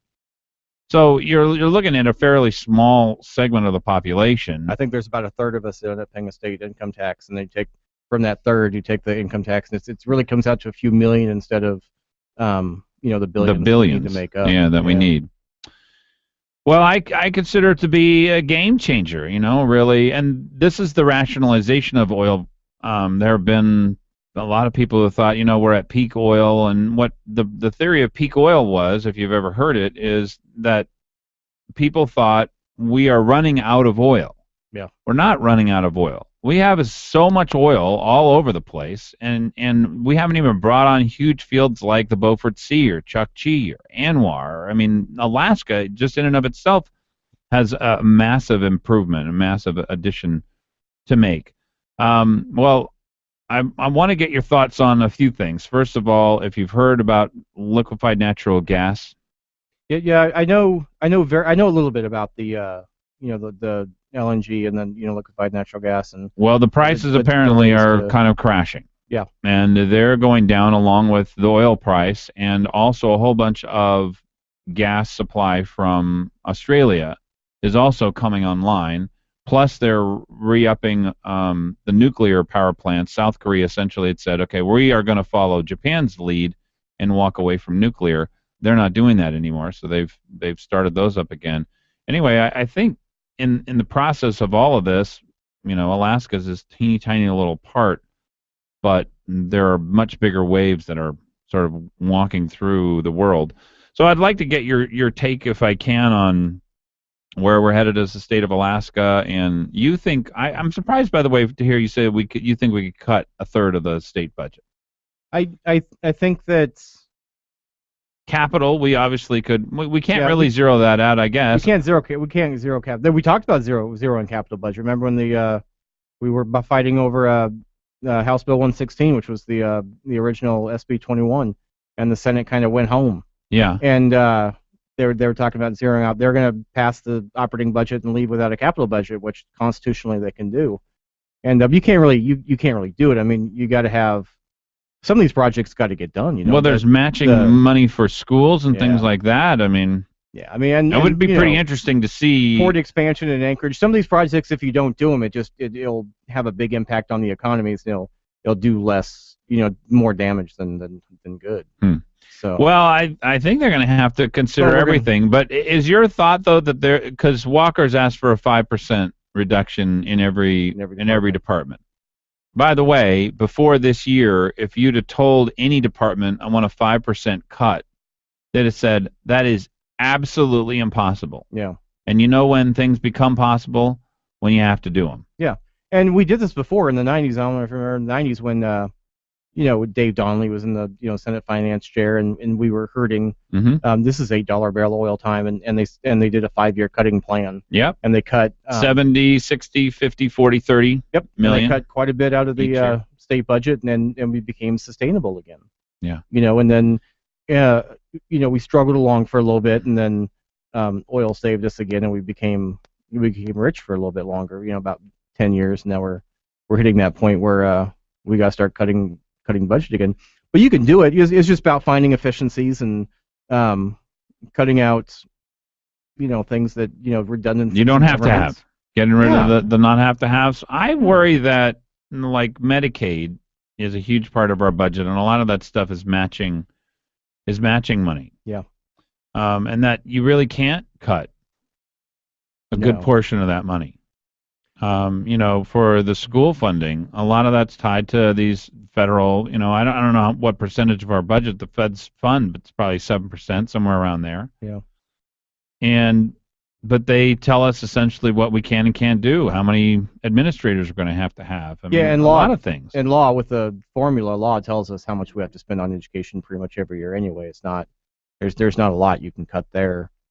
Well, I do wonder whether or not, and Mike Dingman is in studio with me here, 7:28 a.m. When we come back, we'll walk through maybe some of the specific areas that we might look into. Also, libertarianism and the rise of that. I think it is essentially the future of the Republican Party, if you had to ask me where we're headed. So we'll talk to him about that. And also the Democrat and the Republican rifts that are starting to come out, both nationwide and locally. Mike Dingman is in studio with us.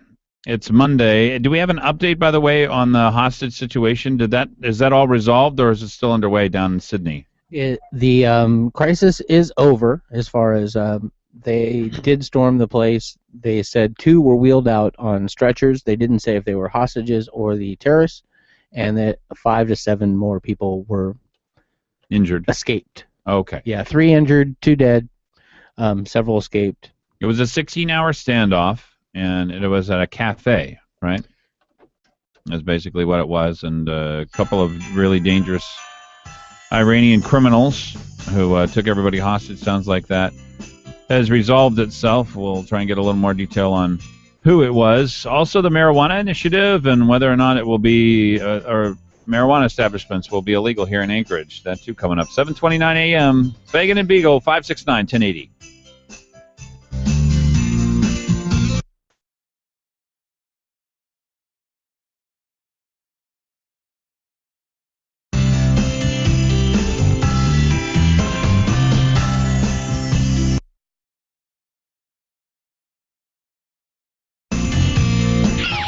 And now, the Fox News Business Report, brought to you by Mercedes-Benz of Anchorage. The best or nothing. Fox Business Network, it's a volatile day of trading. After tumbling more than 300 points on Friday, the Dow Industrial surrendered all of their gains as oil continues to slide. A drop in home builder confidence is also weighing on stocks. The National Association of Home Builders says its housing market index fell 1 point in December from November to 57. At around 11 a.m. Eastern, the Dow Industrials are down 10 points. But PetSmart is a winner today. Shares are rallying after the retailer agreed to be purchased by a group of investors led by buyout firm BC Partners for $8.7 billion. And a new study is linking temperature and productivity and income. The National Bureau of Economic Research says that on days that average about 77 degrees, people's income is reduced by about $5 a day, compared with days that are about 20 degrees cooler. With the Fox Business Report, I'm Jolene Kent.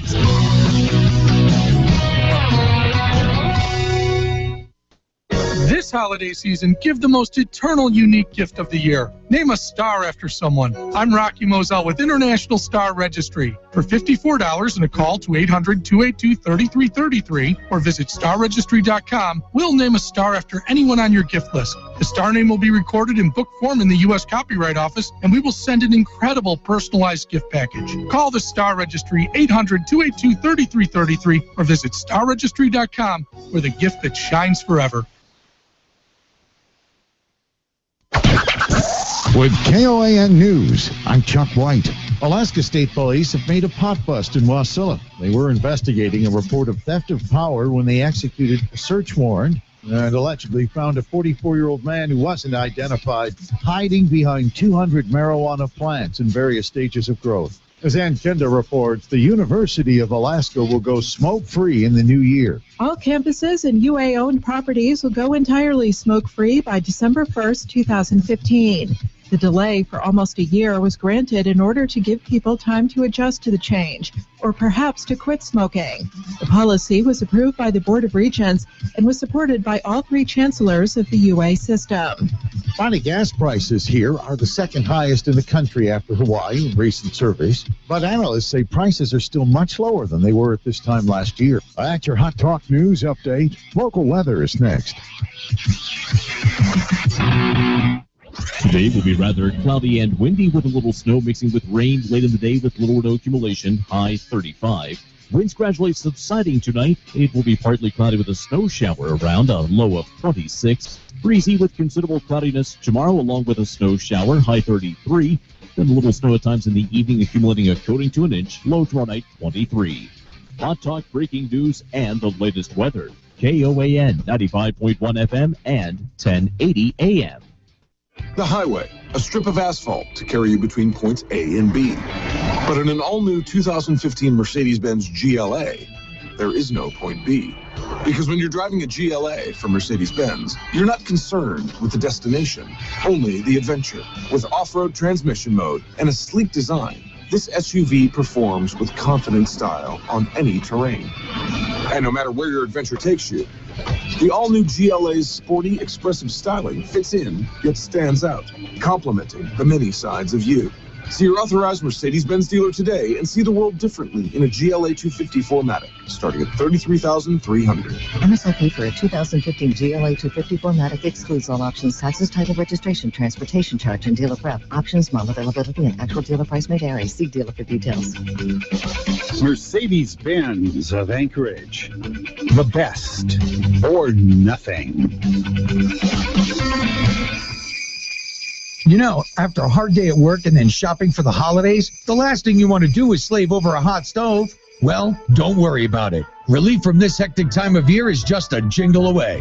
Call 333-8000 and ring in the holidays with the Sicily Season Greeting Special. 2 large 2-topping pizzas for only $11.99 each. So relax and let Sicily's deliver hot, fresh, delicious pizza, pasta, calzones, wings, and salads right to your door. It's fast, easy, and affordable. Call 333-8000 and ask for the Season's Greeting Special. 2 large 2-topping pizzas for only $11.99 each. For the only 24-hour-a-day delivery in Alaska, call 333-8000 or save 20% by ordering online at SicilysPizza.com. Best ingredients, best pizza, Sicily's. Wishing you and yours a safe and happy holiday season.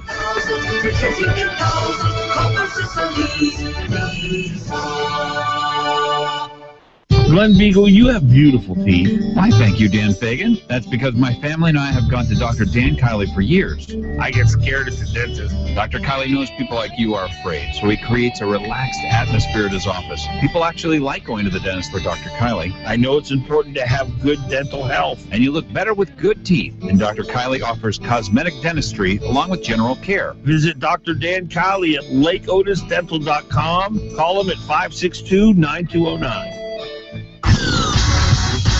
You're on with Fagan and Biegel on Hot Talk KOAN and online at 1080KOAN.com.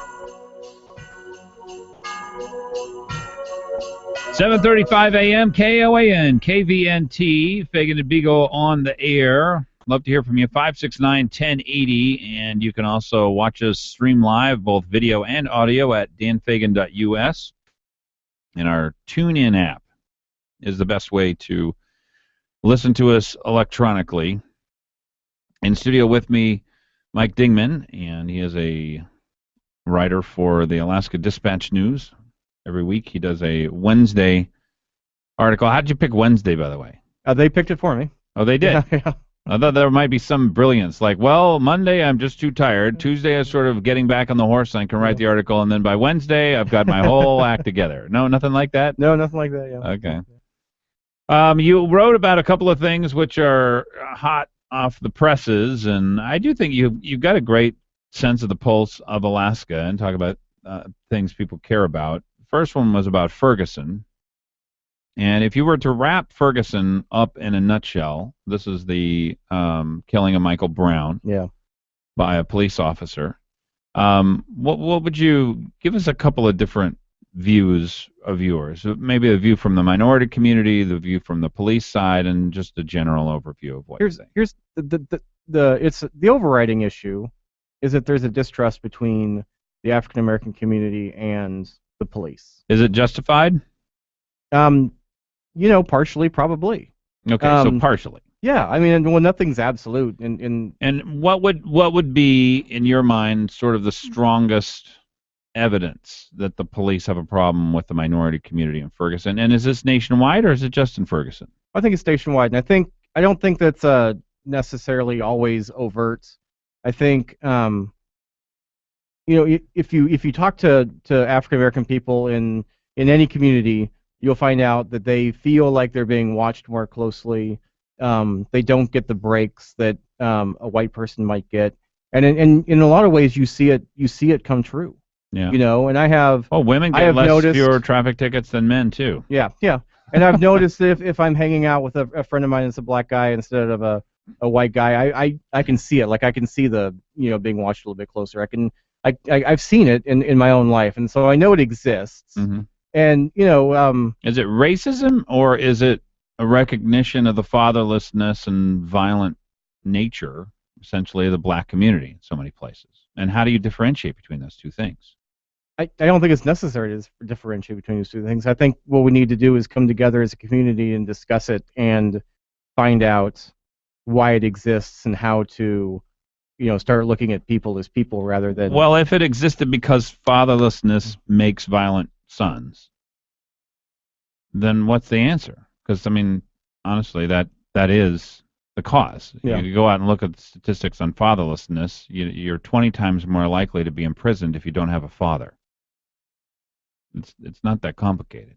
Yeah, and but there's either way we need to stop the polarization of the issue and stop stop picking sides. Everybody wants to pick sides in this country, and you're either on the police's side or you're on Michael Brown's side. Yeah, and the truth is almost always somewhere in the middle, And who knows? I wasn't there for Michael Brown. I don't know exactly what happened. I don't know if he was shot from 125 feet away or not. I don't know if you did go and look at the evidence? Because I think I know. You might be able to know, but you won't know for sure. I know for sure. I mean, you could put the evidence together. You could say, I believe 98% that this is what happened, but you weren't there, so you don't know for sure. Okay. Well, all the physical evidence says that Michael Brown was shot to death 10 to 12 feet away from Officer Darren Wilson after he stopped. But there's also a possibility that Darren Wilson put a shot into him from 125 feet away. So there's experts that'll argue that, and I've heard it. Now I think that the shooting. Well, then he would have a shot in his back, right? I think that shooting was probably justified. Sometimes there's a shot that's through in the shoulder. It's probably. Well, he was never 125 feet away from him. That's the problem. So I don't think that's a problem, and I don't think they could establish. I don't think you could ever establish a case against Darren Wilson. I think that it was probably that one may have been a justified shooting. I think you look at Eric Gardner. There's absolutely no way that they should have attacked Eric Garner the way they did. That's one of those situations where you can diffuse and walk away. Yeah. Do you think that that's racism, or do you just think that that's militarism? I think there's a little bit of both there. Yeah. Yeah. You think and the military, if he had been white, he wouldn't necessarily have been harassed because it's pretty clear he had a really long, I think 35 different arrests. Yeah. I don't think so. And the problem is you can't show me the cases of this happening to a bunch of white guys. Mm-hmm. And I wouldn't know whether they're out there or not. I mean, I think they do happen. I just don't think they get reported all that much. Yeah. Well, here the situation is the black community is convinced that most actions by police officers are essentially based on someone's race. And that's the reality of what we're talking about. If it's not true, how do we talk the black community out of it? I mean, as the piece that was in the paper this weekend, somebody wrote and said, well, if racism isn't the problem, not seeing people's color is the problem, which I was surprised to read. And it made me upset enough so that I responded to it. But I guess I'm not sure coming together how it is we're going to. I don't know what could be accomplished. I guess. What do you? I think in a lot of ways we got to stop talking. We need to start listening, and that's on both sides. You know that the black community needs to understand the police and where they're coming from and the things they need to do and the reasons the police do the things they do in a certain way, the training they have. And I think that the police need to understand the black community and the history they have, the history they have, their parents had, and their grandparents had growing up in this country, which has, various degrees of racism, to, very violent, extreme racism in this country, coming down through, people that are still alive today that can tell you about it, and so it's still fresh. And when it's fresh in your grandfather's minds, it becomes fresh in your mind because this is what you grew up hearing. And when, you can't, it's like, I think for a lot of these people, they're stuck in this prison where they can't escape their body. They can't escape their skin color. And if they always feel like that they're being watched and followed, and that's their perception, it doesn't matter what's really happening because that's their perception, and your perception becomes your reality. Yeah. And so that's why I think we need to stop talking and do a lot more listening to each other and, just stop polarizing the issue because it's just making it worse. There were a few things that did give me hope, and that is in the Michael Brown shooting, after they came out with all the physical evidence that established what actually did happen at the crime scene. A lot of people said, I was, black people, a lot of black people said, I was, I wanted to believe Michael Brown. I wanted to believe that side. Yeah. I don't know how you couldn't have believed that side because every person that CNN put on the air lied. But they said, now that I have actually read through the physical evidence, now that I know what happened, I don't believe it. And so that was somebody who did listen. Now, on the other side of things, you look at this 12-year-old kid who shot, the confrontation of the police. Did you watch the video of that? I did watch the video on that. How could you ever justify that? Now, how do you, because what had come through was somebody said somebody's got a gun in this park and they're waving it around at people. Yeah. That's what that was the report that came through, is my understanding. I don't know specifically because I didn't listen to what came through from the 911 operator to the police. I've just been told of it. Regardless of that, I just don't, because there's no way somebody wasn't going to die there, right? Either the policeman was going to die or the kid was going to die because the way the police confronted that kid with a there's no justification for the way he rolled up on him. Well, he got charged with homicide, which I think is right. Yeah. Fagan and Biegel, 7:44 a.m. Mike Dingman on studio.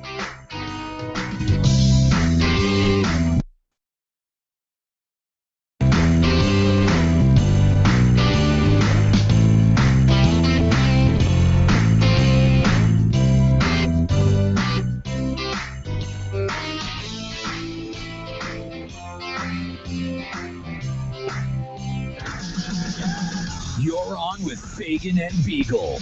Give them a call. 569-1080. KOAN. Have you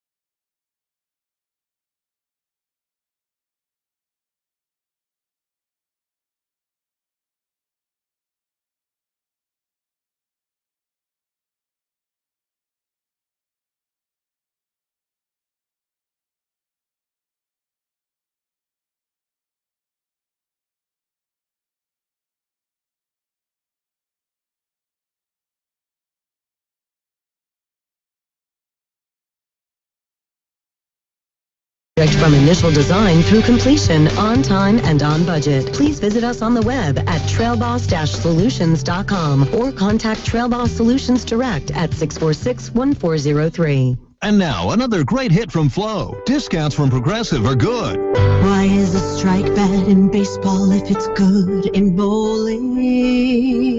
And then someone told me about a basketball strike. That sounds bad, but I'm not quite sure. But I think we all can agree it's good to get discounts from Progressive. Progressive offers lots of discounts to help you save. Progressive Casualty Insurance Company and Affiliates. Discounts not available in all states. You're on with Fagan and Biegel in the morning. Give them a call. 569-1080.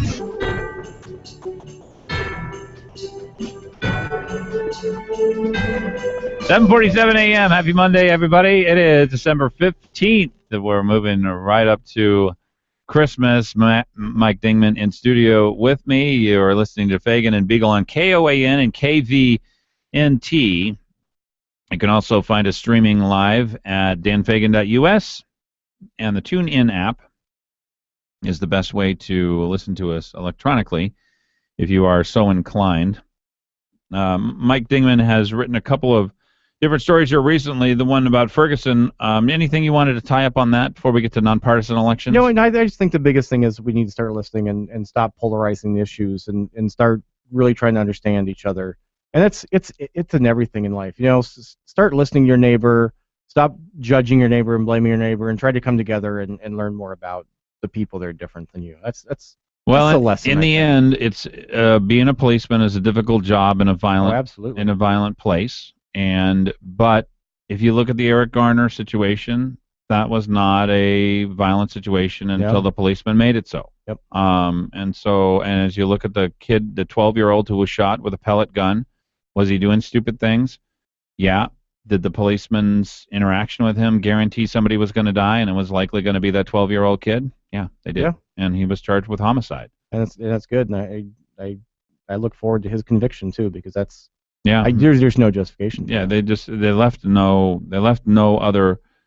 other way out. And while it is difficult for the police, I think that we're going to have to get a better understanding, or police are going to have to get a better understanding that the escalation to force has got to be a rational process where an American citizen has got to have time to essentially, okay, you are a policeman, yes, here is my crime, here is what you're charging me with, and go through the process.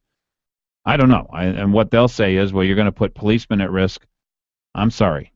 12-year-old kid dead, another guy dead, there is risk in being a policeman. Yeah. And sometimes you have to weigh, how important is it to society that I get this person off the street right now? Yeah. If this person's selling cigarettes on the street corner, is it crucially important that I get this person off the street right now? Yeah. Basically not. What it looked like to me was a display of force, an unnecessary display of force to essentially let the public know we're still in charge here. Yeah. And they call it the broken window, where you essentially treat all low-level crime as if it's a major problem. And they cleaned up New York City, so, I mean, it did have a dramatic impact, but unfortunately it has some negative consequences as well. What about nonpartisan elections, and when would this play into Alaska? What's your view on it? You know, my thought on this was, you know, Bill Walker got elected, and he got elected a nonpartisan ticket, but he did so because the Democrats didn't run anybody against him. Like, this would not have happened even if Byron Blatt had been there and gotten his 20% or whatever he was going to get. Mm-hmm. You know, it would have been 20, 25, and then I bet Parnell would have got over 50 because everybody would have known, well, it doesn't matter whether we not vote for Blatt. And yeah, he would have been in the high 40s if nothing else. Mm-hmm.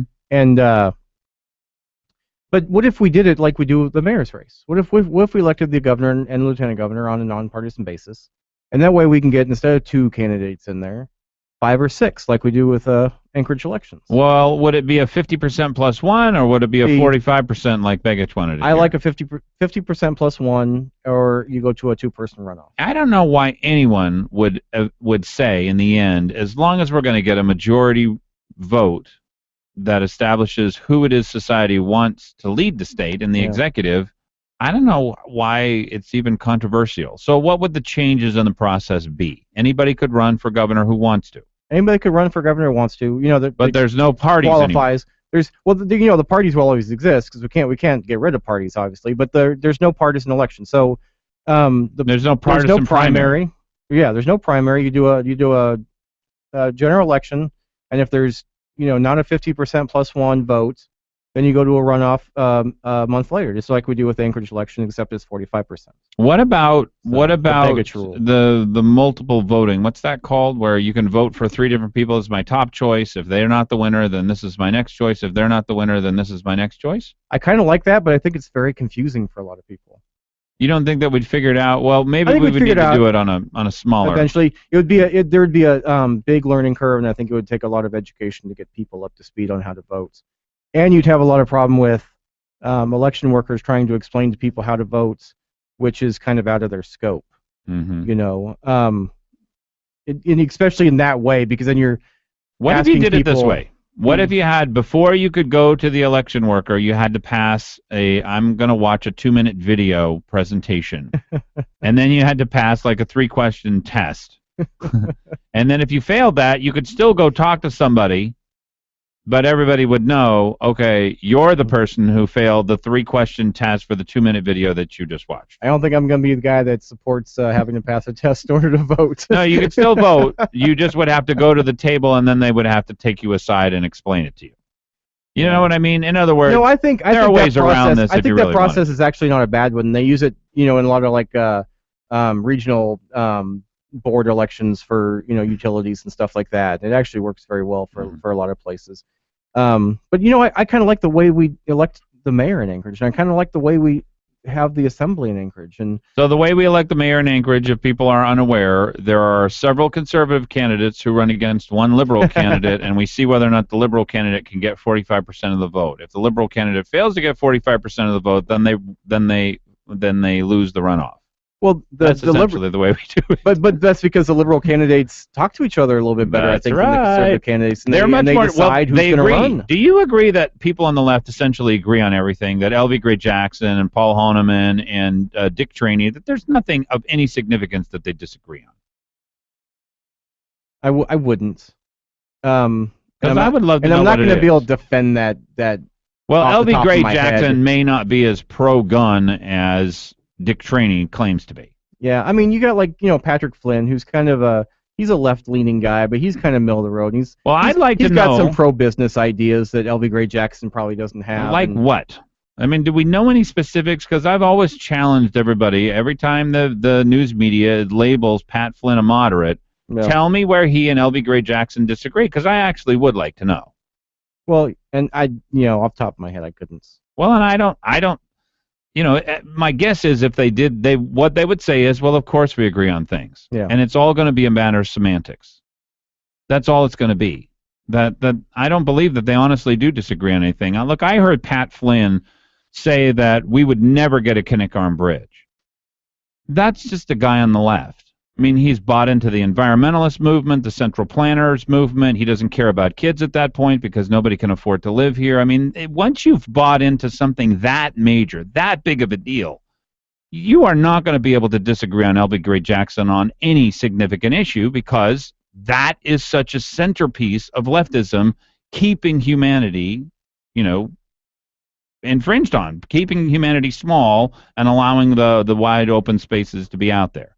So to me, I am going to challenge everybody, and I've never actually heard anything where there's an actual significant difference between the two. Well, there are people like me out there too that support, I support mining and a lot of, I support the Keystone pipeline and a pipeline, a gas line to bring gas to South Central and the Central Alaska, but I don't support the Knickerbocker Bridge. I do think we need a lot of wide open spaces left. You don't have any kids, do you? I don't. No.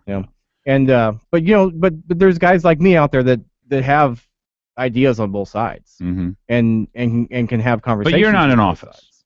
If you were in office and you were to get into office, you would either get in as a leftist who supports no Knickerbocker Bridge, or you would change your view on the Knickerbocker Bridge because people on the right care about families.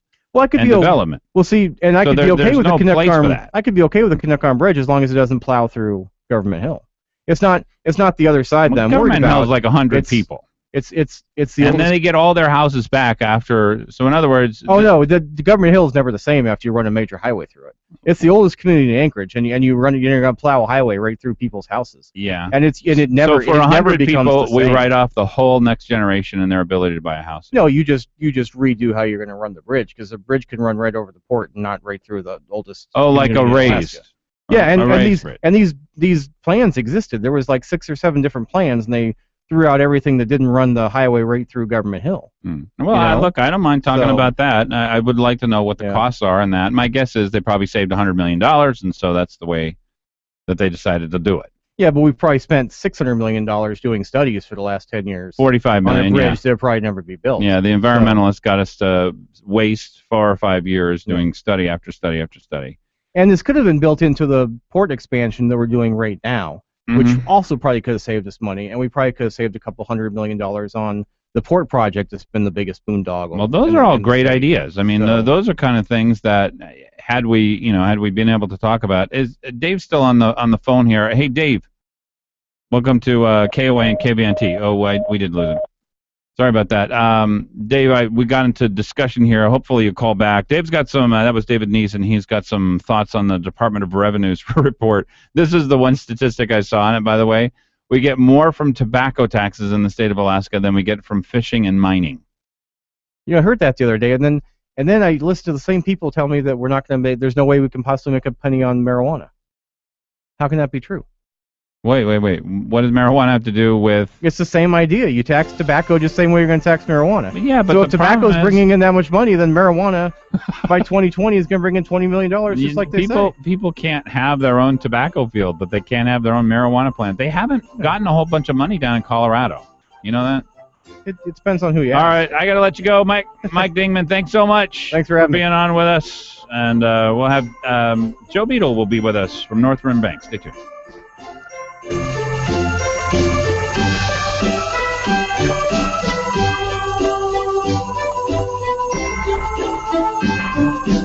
We all know Christmas shopping can be brutal, but I've learned that the easiest and best answer for gifts to friends and relatives outside is to handle it all with just one phone call. Yep, I send them New Segaya's Alaska Golden King Crab for Christmas, and I never have to worry, because New Segaya sends only the freshest, meatiest jumbo king crab clusters. 5 pounds of Golden King crab delivered by UPS overnight delivery anywhere in the continental United States. And it's packaged by New Segaya's experts with dry ice and gel ice in a tight styrofoam box. It's guaranteed to arrive fresh and ready to eat any day you specify. The fantastic crab feast, the boxing, the shipping, and the delivery, New Segaya takes care of all of it for you for just $155. No standing in line, just one phone call, and you can send it to as many places as you wish. So look, if you want to do it the easy way, call New Segaya's Crab Central, 561-5173. 561-5173. Send them crab for Christmas from New Segaya.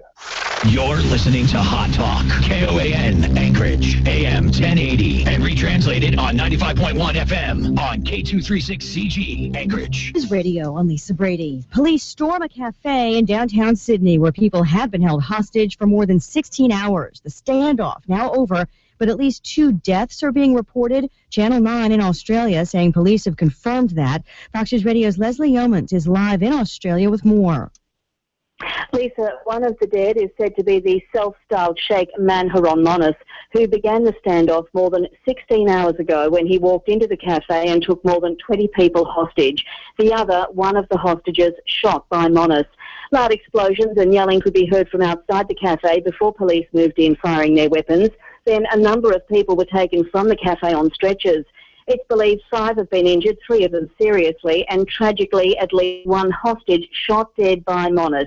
It's not clear exactly when that happened, though, before police stormed the cafe or during the exchange of fire. Lisa? Leslie, thanks. Police so far have stopped short of calling this a terror attack or a terrorist incident, but at times during the standoff there had been a message of Islamic faith displayed in the cafe window. 5 people killed early today at 3 locations around Philadelphia.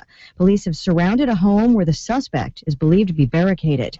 Even if police make a mistake by pulling someone over, the U.S. Supreme Court says what's in the car can still get them in trouble. Fox News Radio's Jared Halpern, live in Washington. The U.S. Supreme Court is allowing a North Carolina man's drug conviction to stand, even though the cocaine found in his car was discovered only after a mistaken traffic stop. Nicholas Heen was pulled over because one of his brake lights was out, but a state appeals court ruled that evidence impermissible because state law requires vehicles to only have one brake light. The U.S. Supreme Court disagrees. Chief Justice John Roberts writing because the mistake of law was reasonable. There is reasonable suspicion to justify the stop. Lisa. Jared, thanks. Fox News Radio, fair and balanced. Policies issued by American General Life Insurance Company, Houston, Texas. Not available in all states. For details, visit AIGdirect.com. It takes a lot of courage to face your own death, but I'm glad I finally did. See, I was putting off getting life insurance to protect my family, even though I knew it was important. Then my neighbor's husband died. I watched her struggle emotionally and financially. It really made me face reality. If my husband died, how would I pay the mortgage, the car payments, or keep up the life the kids and I had? I realized I needed to get us life insurance right away. So I called AIG Direct. In less than 5 minutes, I had a quote. I was shocked at how affordable it is. Just $14 a month for $250,000 of term life coverage. I feel so much better knowing my family has protection. Call AIG Direct right now for a free no-obligation quote. The call takes less than 5 minutes, and you can save up to 70%. Call now, 1-800-881-4982. That's 1-800-881-4982. 1-800-881-4982. He's governor just announcing he's reached a deal. We'll pay you to feel good. We'll pay you to look good. We'll pay you to get treated like the spectacular human being you are. Sound reasonable? When you join us at Allure Day Spa and Hair Design for any service, we give you loyalty reward points to use on any of our products. You get a massage, you feel great, and we give you points to use on products. You have a beauty day, hair, facial, nails. You look wow. And we give you points to spend on products. You come in for waxing, points for products. It's our way of saying thank you for being a client. If you've never been to Allure Day Spa, here's what you'll like. Allure was voted one of the top 5 salons in America, and it's for everyone. If you've never been to Allure, please come by and take a tour to see why people say, I should have stopped in sooner. Once you get to know us, we think you'll love us. Of course, you'll find us on the web, but more importantly, you can find Allure Day Spa and Hair Design downtown, corner of 5th and B. It's the time of the year that true Alaskans live for. It's ski season. Grab the kids and the skis and head up to Hilltop Ski Area. Now open 3 p.m. on weekdays and 9 a.m. on weekends. Hilltop Ski Area offers great prices on lift tickets and even offers discounts to students, military, and seniors. Don't know how to ski or want to become a shredder? Sign up today for ski and snowboard lessons. Visit us online at hilltopskiarea.org or call 346-1466. Celebrating our 32nd year of operation, Hilltop Ski Area, providing fun for Alaska youth and their families. When I grow up, I want to be a pro basketball player. An elementary school teacher. No matter what dream you choose or where you are in life, Country Financial helps you and your family grow your own way. Or maybe a veterinarian. A mom, a doctor, and President of the United States. Maybe an astronaut or, an Olympic gymnast. You can grow your own way. We know some dreams take a little longer to achieve, which is why your local Country Financial representative offers helpful advice on everything, from auto and home insurance to financial planning, education to retirement, and business insurance too, so that you can continue to grow and dream. Or maybe an accountant, like my dad. For more information, visit countryfinancial.com or call 1-866-COUNTRY. Country Financial. Grow your own way. Do you remember that Beatles song? If the rain comes, they'll run and hide their heads. You know which one I'm talking about. Well, if that's you and you're inside your home or office, it's time to call Earhart Roofing. Call Earhart Roofing for all your roofing needs. Flat or pitched, large or small, Earhart Roofing will do the job quickly, and they'll do it right. Earhart Roofing, big enough to serve you and still small enough to care. Call 345-5555. That's 345-5555. Hot Talk KOAN, man. You're on with Fagan and Biegel.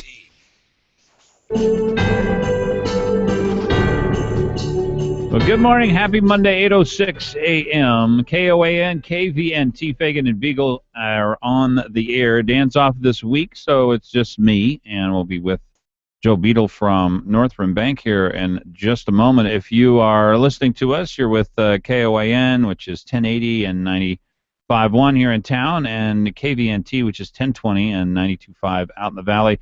You can also find us live streaming at danfagan.us, both video and audio, and the TuneIn app is the best electronic way to get in touch with us. Just look for KOAN or KVNT. Joe Biegel is the President and Chief Executive Officer of Northrim Bank, and I want to welcome you to the program. Thanks for being with us. Good morning, Glenn. My pleasure. How do you get started as a banker? Do you have to get a certain degree or have a certain interest of something in order to get there? Or well, both help. My interest started in college at the University of Alaska prior to it being called UAF. And it was just UA at that time? Or what University of Alaska, yeah. Okay. And so 70, 75, and I started in banking in 74, and I was recruited as a college intern, management trainee, and it went from there. So you have to have an interest in business, in finance. It helped to have a finance degree. I went on for an advanced program at University of Washington Pacific Coast Banking School, and this has been my life for the most part since 1974. Well, Northrim, very well-known bank, and I gave people a little bit of an insight last hour as to my understanding of the financial crisis, that very few small local banks had much of a problem, that a lot of the naughty business that was going on for the national banks, which caused most of the upheaval, the local banks didn't experience that. Is that a fair characterization? Or yes, it is across the country. Now, Alaska did suffer in the 1986 4-year time period when oil was impacted. So our community banks, we lost 13 financial institutions in the late 80s. Now, Northrim is a publicly traded, one of only 3 companies SEC registered in the state of Alaska, doing business in the state of Alaska. So we're both Wall Street, NASDAQ, $1.4 billion bank. Our footprint covers 75% of the state population. So we do care about what happens on Wall Street and on Main Street. We're a community bank, as you suggest, and we didn't take the risks that you referred to in the 2008 standpoint. So everyone was affected, but certainly the community banks fared better than those that took greater risks. All right, you interested in Wall Street and Main Street? Wall Street had, I think, the worst week in several years. So last week, so we 3% down. Okay, that's a big drop. Having said that, when you're up over double digits, it's still been a good year for Wall Street. The impact on oil and gas, it's only about 7-8% of the national economy. So that impact is not as considerable as most believe. There will continue to be trades. People will lock their losses on the energy sector.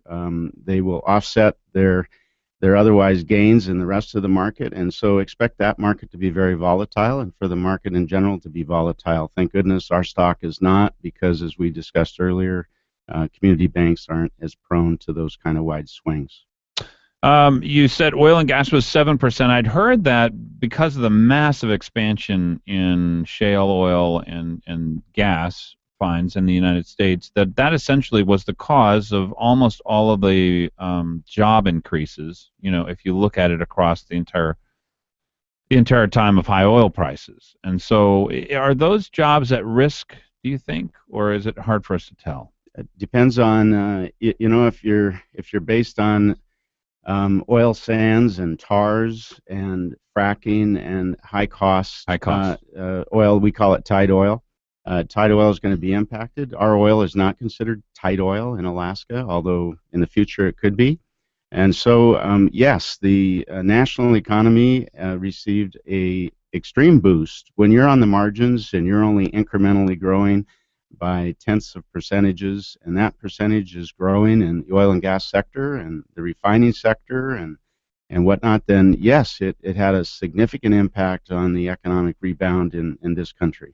If we don't lose a whole lot of the jobs, if they're kind of locked in, because I've heard, once you get the infrastructure put in place, that even though you want to break even, in 3 years, you might break even in 7 or 8 or 9 or 10 years.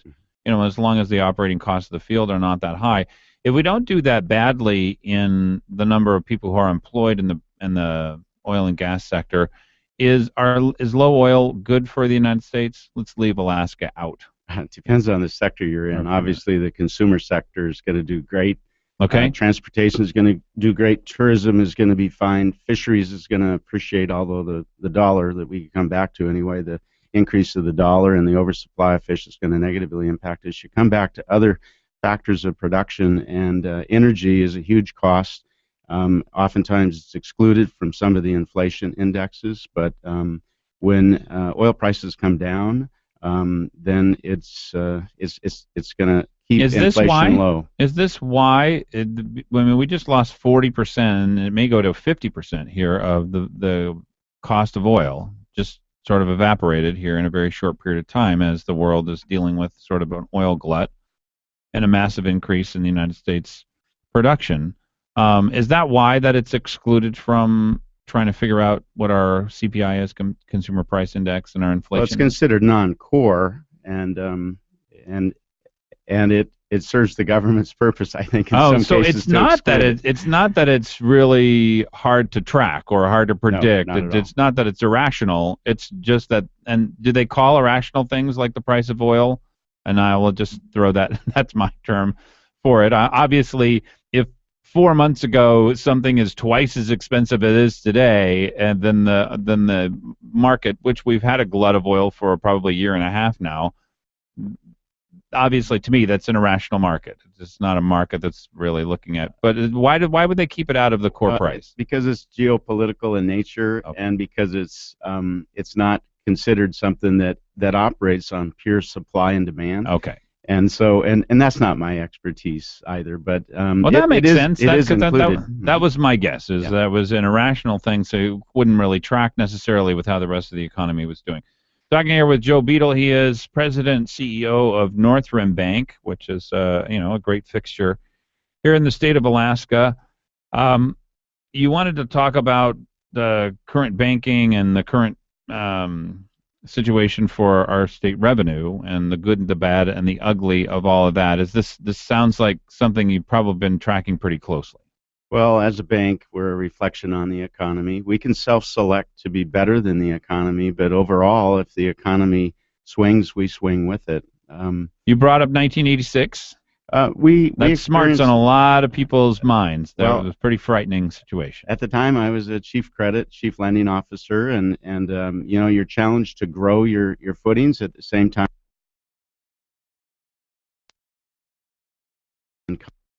mobile homes in the state. So it was very drastic. We lost a lot of economy in the state then. Well, we'll talk about this. The state, I think, is going to go through somewhat of a restructuring. We'll get Mr. Biegle's take on that. Joe Biegel is with us, President and Chief Executive Officer for North Rim Bank. Fagan and Biegel on the air, 8:14 a.m.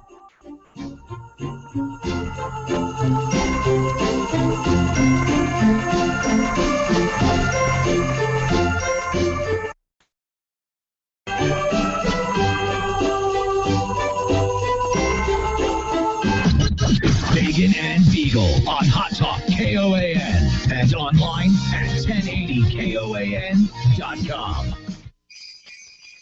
You know, after a hard day at work and then shopping for the holidays, the last thing you want to do is slave over a hot stove. Well, don't worry about it. Relief from this hectic time of year is just a jingle away. Call 333-8000 and ring in the holidays with the Sicily Season Greeting Special. 2 large 2-topping pizzas for only $11.99 each. So relax and let Sicily's deliver hot, fresh, delicious pizza, pasta, calzones, wings, and salads right to your door. It's fast, easy, and affordable. Call 333-8000 and ask for the Season's Greeting Special. 2 large 2-topping pizzas for only $11.99 each. For the only 24-hour-a-day delivery in Alaska, call 333-8000 or save 20% by ordering online at SicilysPizza.com. Best ingredients, best pizza, Sicily's. Wishing you and yours a safe and happy holiday season.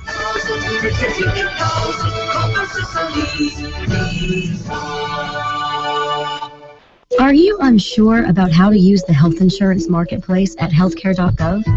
I was, until I went to a free educational session presented by a United Way navigator. I got questions about the Affordable Care Act answered, learned about options for coverage, how to use the online marketplace, and got assistance with enrollment. Now I'm signed up for the healthcare coverage I need. To hear more about these free sessions, call 211 or 1-800-478-2221. Happy holidays from Specialty Truck and Auto. Please help me make sure our military members know how much you're appreciated this holiday season. While you're out Christmas shopping or celebrating with family and friends, join me in shaking the hand of a military member and give a heartfelt thank you each and every chance you get. If you happen to see a military member out enjoying a meal, you might consider quietly paying for their meal as a sign of your gratitude for the sacrifices they make for each of us every day, which allows each of us the freedom to celebrate this holiday season in whatever fashion we choose. Thank you from Specialty Truck and Auto. You're on with Fagan and Biegel on Hot Talk KOAN and online at 1080KOAN.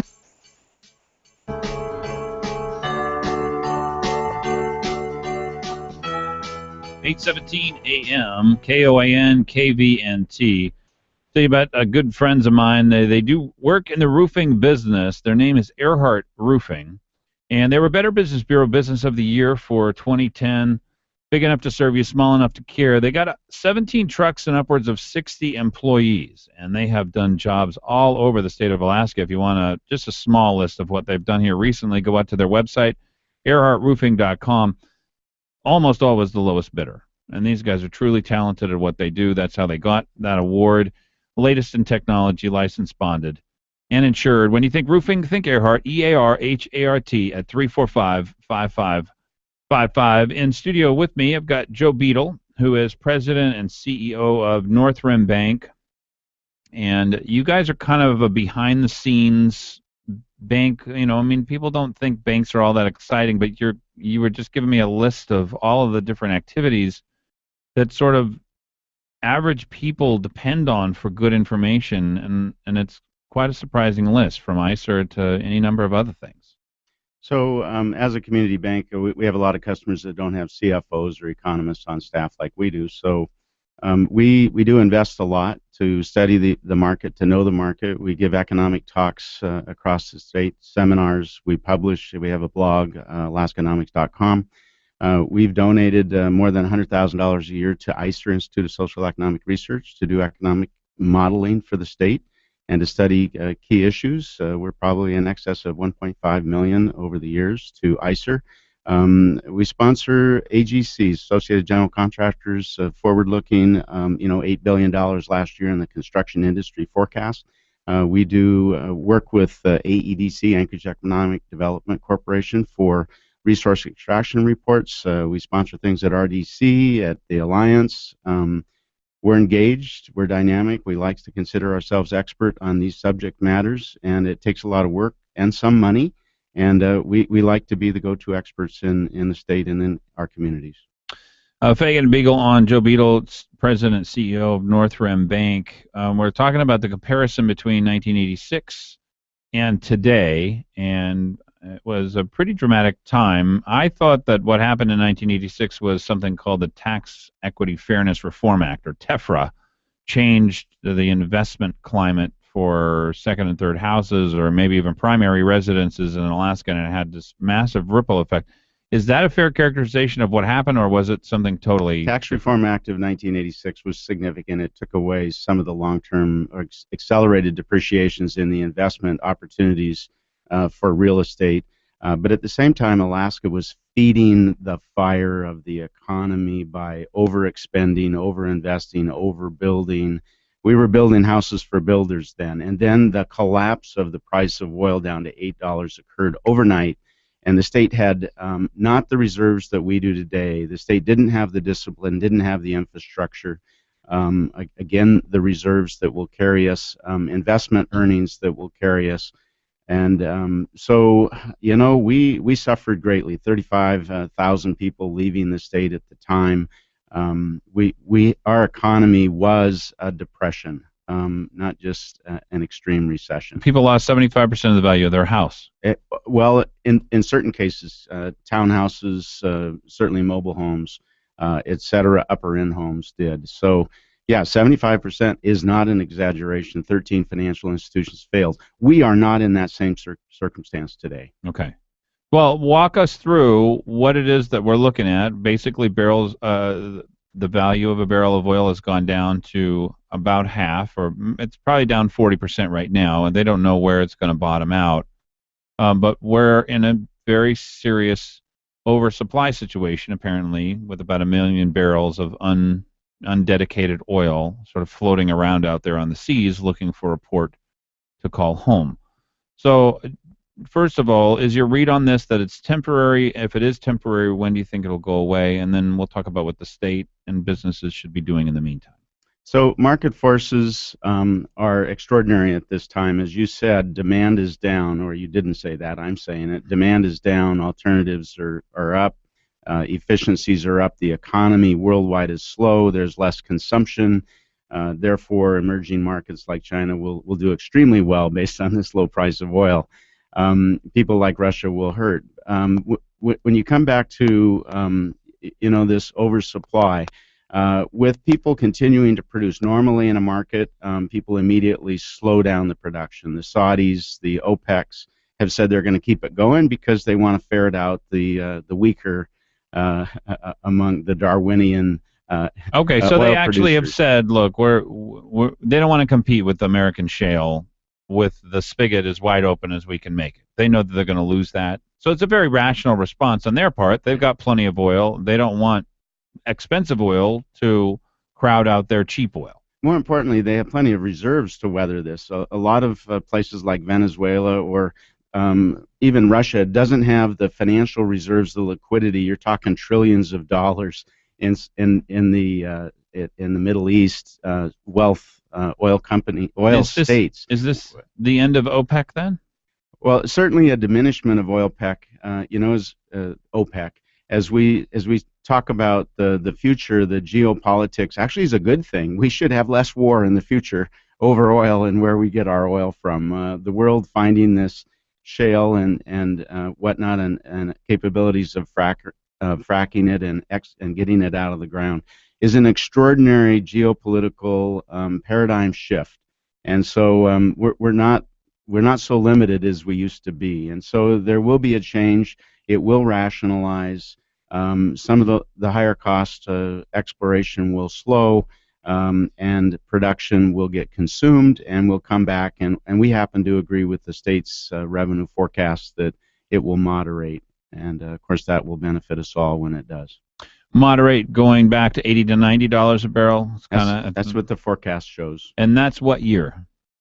Well, we're thinking a couple of years of down. You know, the average price this year, we're halfway through the year, so $76 benefits from higher oil in the first half, and 66 or so going forward, and then returning in 3 and 4 years to the $80 and $90 oil price. Now, we needed, I think, $117 a barrel oil to balance the state budget. Obviously, the state needs to do something different. The current governor has decided that his first attempt as governor is to ask his commissioners to come in with 5% lower budgets. And those are 5% real cuts, is my understanding, which is really a 8 to 9% cut, because every year public services, through inflation, are going to be more expensive. So it's a start of a process. I would imagine, though, that we're going to need, do you think that the current reserves that we have then, with a little bit of fiscal discipline like Governor Walker is talking about, is it going to be enough to get us through? And what would the state look like at $80, $90 a barrel if maybe we still have continued declines in oil production?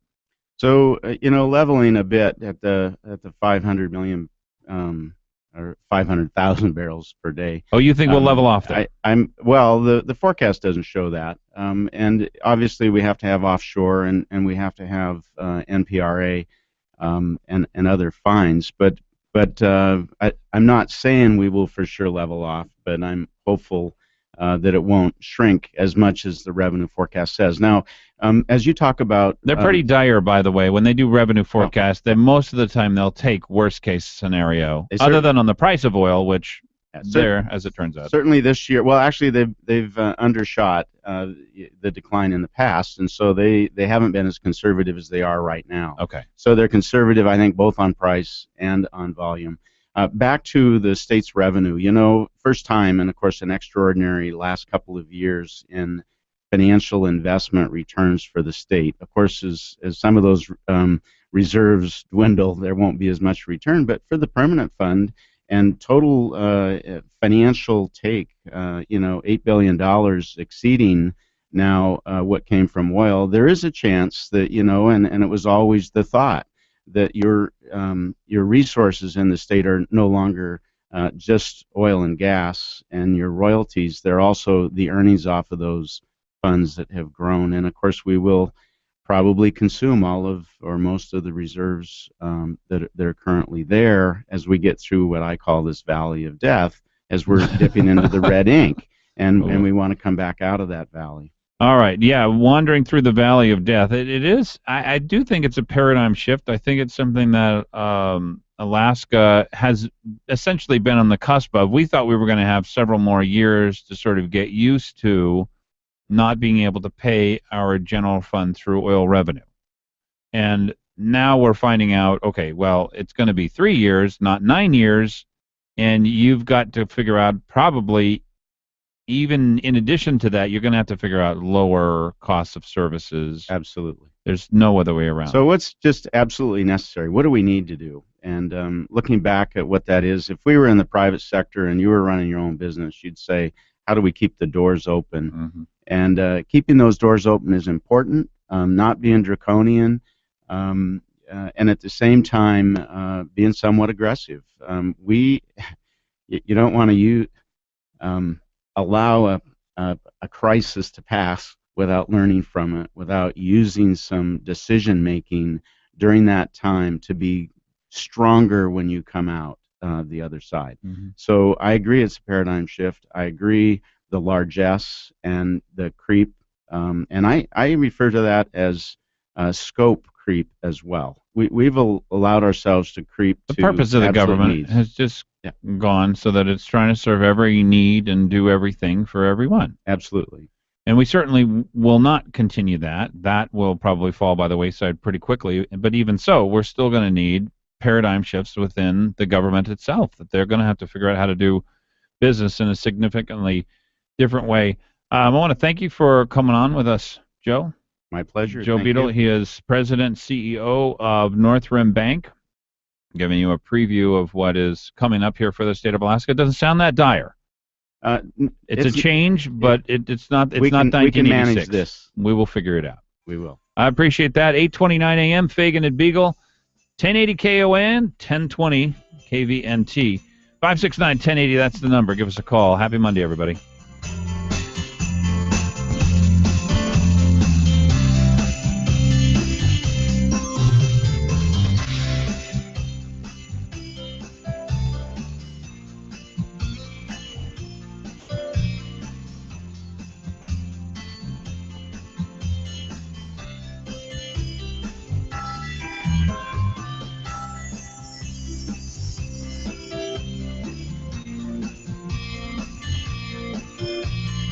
Don't just sit there. Give them a call. 569-1080. Join the conversation. KOAN. Local news brought to you by Jansen Funeral Homes, Jansen's Evergreen Memorial Chapel, Jansen's Alaska Cremation Center, and Jansen's Eagle River Funeral Home. Jansen Funeral Homes, where just like family, they're there when you need them. With KOAN News, I'm Chuck White. Alaska State Police have made a pot bust in Wasilla. They were investigating a report of theft of power when they executed a search warrant and allegedly found a 44-year-old man who wasn't identified hiding behind 200 marijuana plants in various stages of growth. As Antenda reports, the University of Alaska will go smoke-free in the new year. All campuses and UA-owned properties will go entirely smoke-free by December 1st, 2015. The delay for almost a year was granted in order to give people time to adjust to the change, or perhaps to quit smoking. The policy was approved by the Board of Regents and was supported by all three chancellors of the UA system. The small Alaska port town of Whittier will be the backdrop for a submarine thriller. The movie Hunter Killer will start filming in January. It's based on the novel Firing Point, about a standoff between American and Russian submarines. That's your Hot Talk News update. Today will be rather cloudy and windy with a little snow mixing with rain late in the day with little or no accumulation, high 35. Winds gradually subsiding tonight. It will be partly cloudy with a snow shower around, a low of 26. Breezy with considerable cloudiness tomorrow along with a snow shower, high 33. Then a little snow at times in the evening, accumulating a coating to an inch, low tomorrow night 23. Hot Talk, breaking news, and the latest weather. KOAN 95.1 FM and 1080 AM. Happy holidays from your family at Worthington Ford. We wish you and yours all of the health and happiness in the world. Please be safe this holiday season, like Grandpa always said. Hey, if you drive, don't drink. If you drink, don't drive. We love you. Gupta. Look, I get it. Life gets busy. But how much time do you really invest in you? I'm Dr. Sanjay Gupta, CNN's chief medical correspondent. We're all pulled in a million directions, and taking the time to invest in your personal health is not often a priority. But as a society, we have to change that mentality. So start simple. Make that doctor appointment you've been putting off for years. Get a full physical. Get a heart check if you need it. Don't wait for symptoms to appear. Early detection can be the difference between life and death. Also allow yourself at least 15 minutes every day of quiet time. By doing this one thing every day, you'll notice a difference in your stress levels. And I challenge you to eat at least 7 different colored foods every day. The variety will help ensure that you're getting the nutrients your body needs. Trust me, investing in your health now will pay off years down the road. I'm Dr. Sanjay Gupta, helping you live a better life.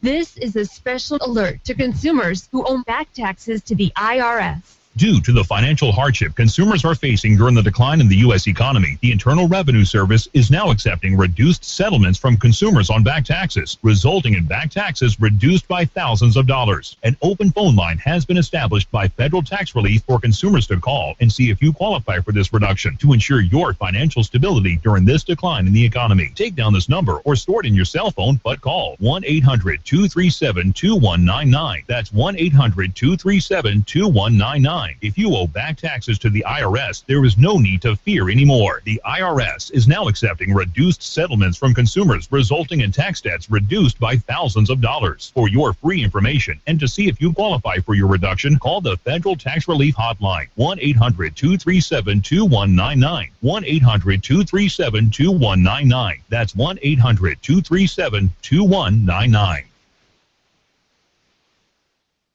We all know Christmas shopping can be brutal, but I've learned that the easiest and best answer for gifts to friends and relatives outside is to handle it all with just one phone call. Yep, I send them New Sagaya's Alaska Golden King crab for Christmas. And I never have to worry, because New Sagaya sends only the freshest, meatiest jumbo king crab clusters. 5 pounds of Golden King crab delivered by UPS overnight delivery anywhere in the continental United States. And it's packaged by New Sagaya's experts with dry ice and gel ice in a tight styrofoam box. It's guaranteed to arrive fresh and ready to eat any day you specify. The fantastic crab feast, the boxing, the shipping, and the delivery, New Sagaya takes care of all of it for you for just $155. No standing in line, just one phone call, and you can send it to as many places as you wish. So look, if you want to do it the easy way, call New Sagaya's Crab Central, 561-5173. 561-5173. Send them crab for Christmas from New Sagaya. When I grew up, I want to be a pro basketball player. An elementary school teacher. Oh, an Olympic gymnast. No matter what dream you choose or where you are in life, your local Country Financial representative offers helpful advice on everything from auto and home insurance to financial planning, education to retirement, and business insurance too, so that you can continue to grow and dream. For more information, visit countryfinancial.com or call 1-866-COUNTRY. Country Financial. Grow your own way. You're on with Fagan and Biegel in the morning. Give them a call, 569-1080. 8:35 a.m. I just love living in America. $1.1 trillion budget, and they gave the okay from the federal government for us to have more salt, Brian. That is very important to me. Our kids in their school lunches can have more salt. Is it the good salt? Is it sea salt? Yeah. That is a great question. I swear, how in the world did we ever get to where the federal government had the authority, the ability to tell us how much salt our kids could have in their food? And why do we need that? I mean, is that really a solution to anything? Well, it's because that they're paying for health care. It's because they're paying for the school lunches, so they get to tell you what's in them. Look, if they run things, they'll tell you what you get to do. They'll tell you what your rights are. It's not complicated. It's just odd. It's just ridiculous. It's just un-American. I mean, can we at least admit that? You know, the fact that your kids are fat, that's your fault. Please get them off the couch. I'm not doing anything else about it other than that. That's the extent of the complaint. Let me tell you about Specialty Truck and Auto. Keith Montronock is over there, and he's not looking for any kind of handouts. What he is offering, though, is the ability for you to know what's wrong with your car, get it fixed by people who you can trust. You don't know what's wrong with your car. If something goes wrong, you know, it could be a sound, it could be a rubbing sound, you know, it could be smoke, whatever it is. In all likelihood, these cars are complicated enough so that the average person will never know exactly. You have to have total trust in the person who's going to fix your car. That's why Specialty Truck and Auto has been around so long. That is why they are the premier place in town. 349-1637. If you're looking for someone to fix your car, your truck, your automobile, I hope you give Keith and his team of certified mechanics there a call. Again, 349-1637. He is on or just off of Abbott Road right next to the Long Branch Saloon. Let me go to Dave. Dave, welcome. Good morning, Glenn. How are you? Have a Merry Christmas. Oh, well, thanks very much. And it's a pleasure to have you on. 569-1080. David Nees was he commented on one of the sites that I follow or got logged into or linked up to or whatever, the Sustainable Budget site. And the Department of Revenue report came out, and the top line item on it was so shocking, I almost fell out of my chair when I read it. And that was? It had to do with how much money we bring in from tobacco taxes versus fishing and timber, I think, or fishing and mining. Yeah, kind of surprised that number 2 was tobacco. So tobacco actually brings in more money than fishing. I mean, fishing employs 50,000 people in the state of Alaska. That's what the fishing industry constantly tells us. But tobacco brought $22 million to the city of Anchorage by itself last year. $22 million. $1 million, yeah. And I think the point that's really interesting is, you go back historically, all that money from that tobacco, that went into school maintenance. So. All right. our elders, in their wisdom when we were poor, and we were a very poor state from 1950s to the 1970s, actually said, you do kind of have to maintain schools and stuff. And so they set that money. It was dedicated revenue. It was one of 2 dedicated revenue streams in the state budget. And everybody tells you, you can't have dedicated revenue.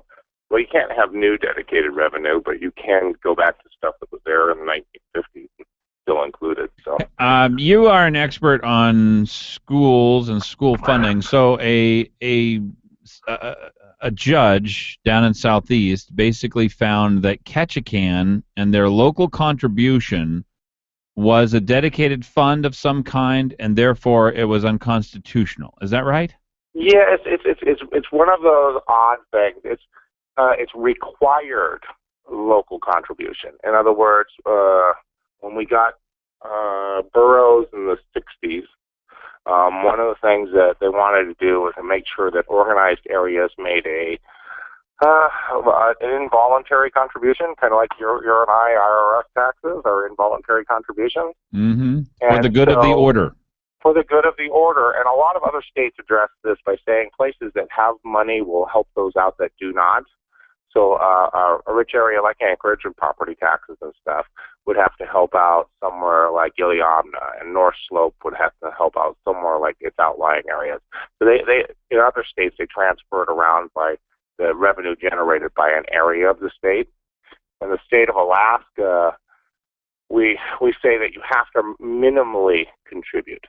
And that is right on the borderline, and it's something the legislature will be grasping with, because it's not a dedicated fund, but I don't think you're going to make it go away.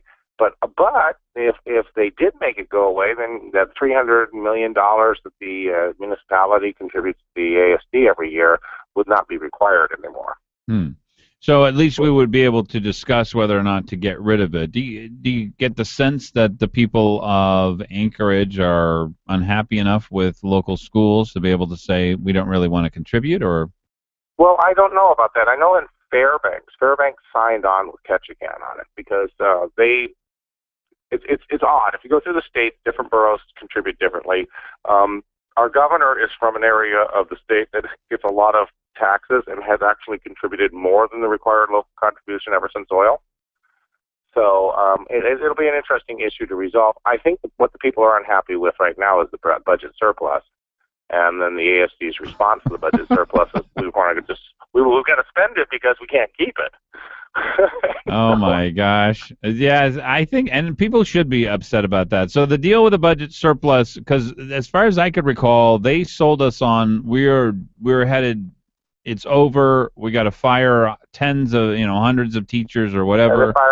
They couldn't replace 6 of them, but the 200 that they threatened, they hired basically all back to 6. So, and their budget, what they did is they've actually done a very good job. They've had very good behavior, real good fiscal common sense, managed their costs, brought everything down. And I think what they're worried about is they don't get to reap the rewards of doing that. The $21 million is basically you've done so well at managing your budget, you got an extra $21 million left over. But the state won't let them bank that money for a rainy day because there's a cap, I think it's like 10% of your budget that they can set aside for that kind of effect. So they don't get rewarded for doing well financially at managing their money. They actually get punished because the state will reduce their money if they keep it. So it's the old bureaucratic thing of you want to spend at least as much money as you got budgeted, maybe a little bit more, because then you'll get more from the people who give you money.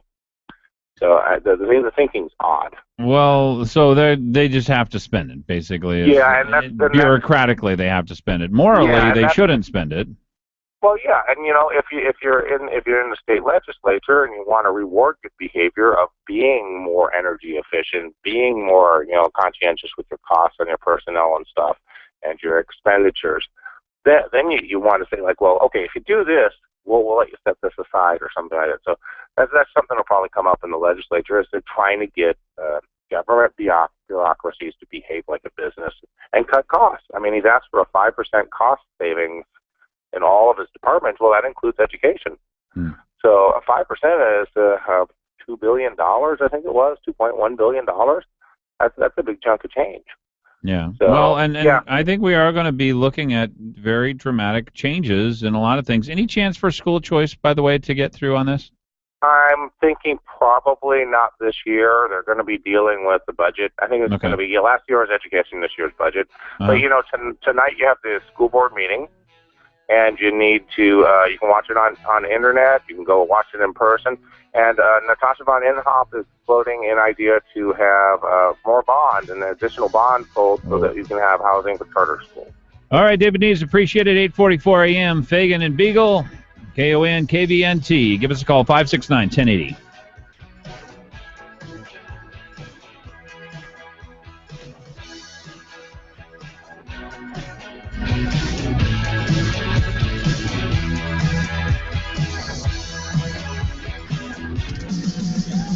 You're on with Fagan and Biegel. Give them a call, 569-1080, KOAN. The traffic jam. A stifling halt to your thrilling drive. But in a redesigned 2015 Mercedes-Benz C-Class, that interruption is at least tolerable.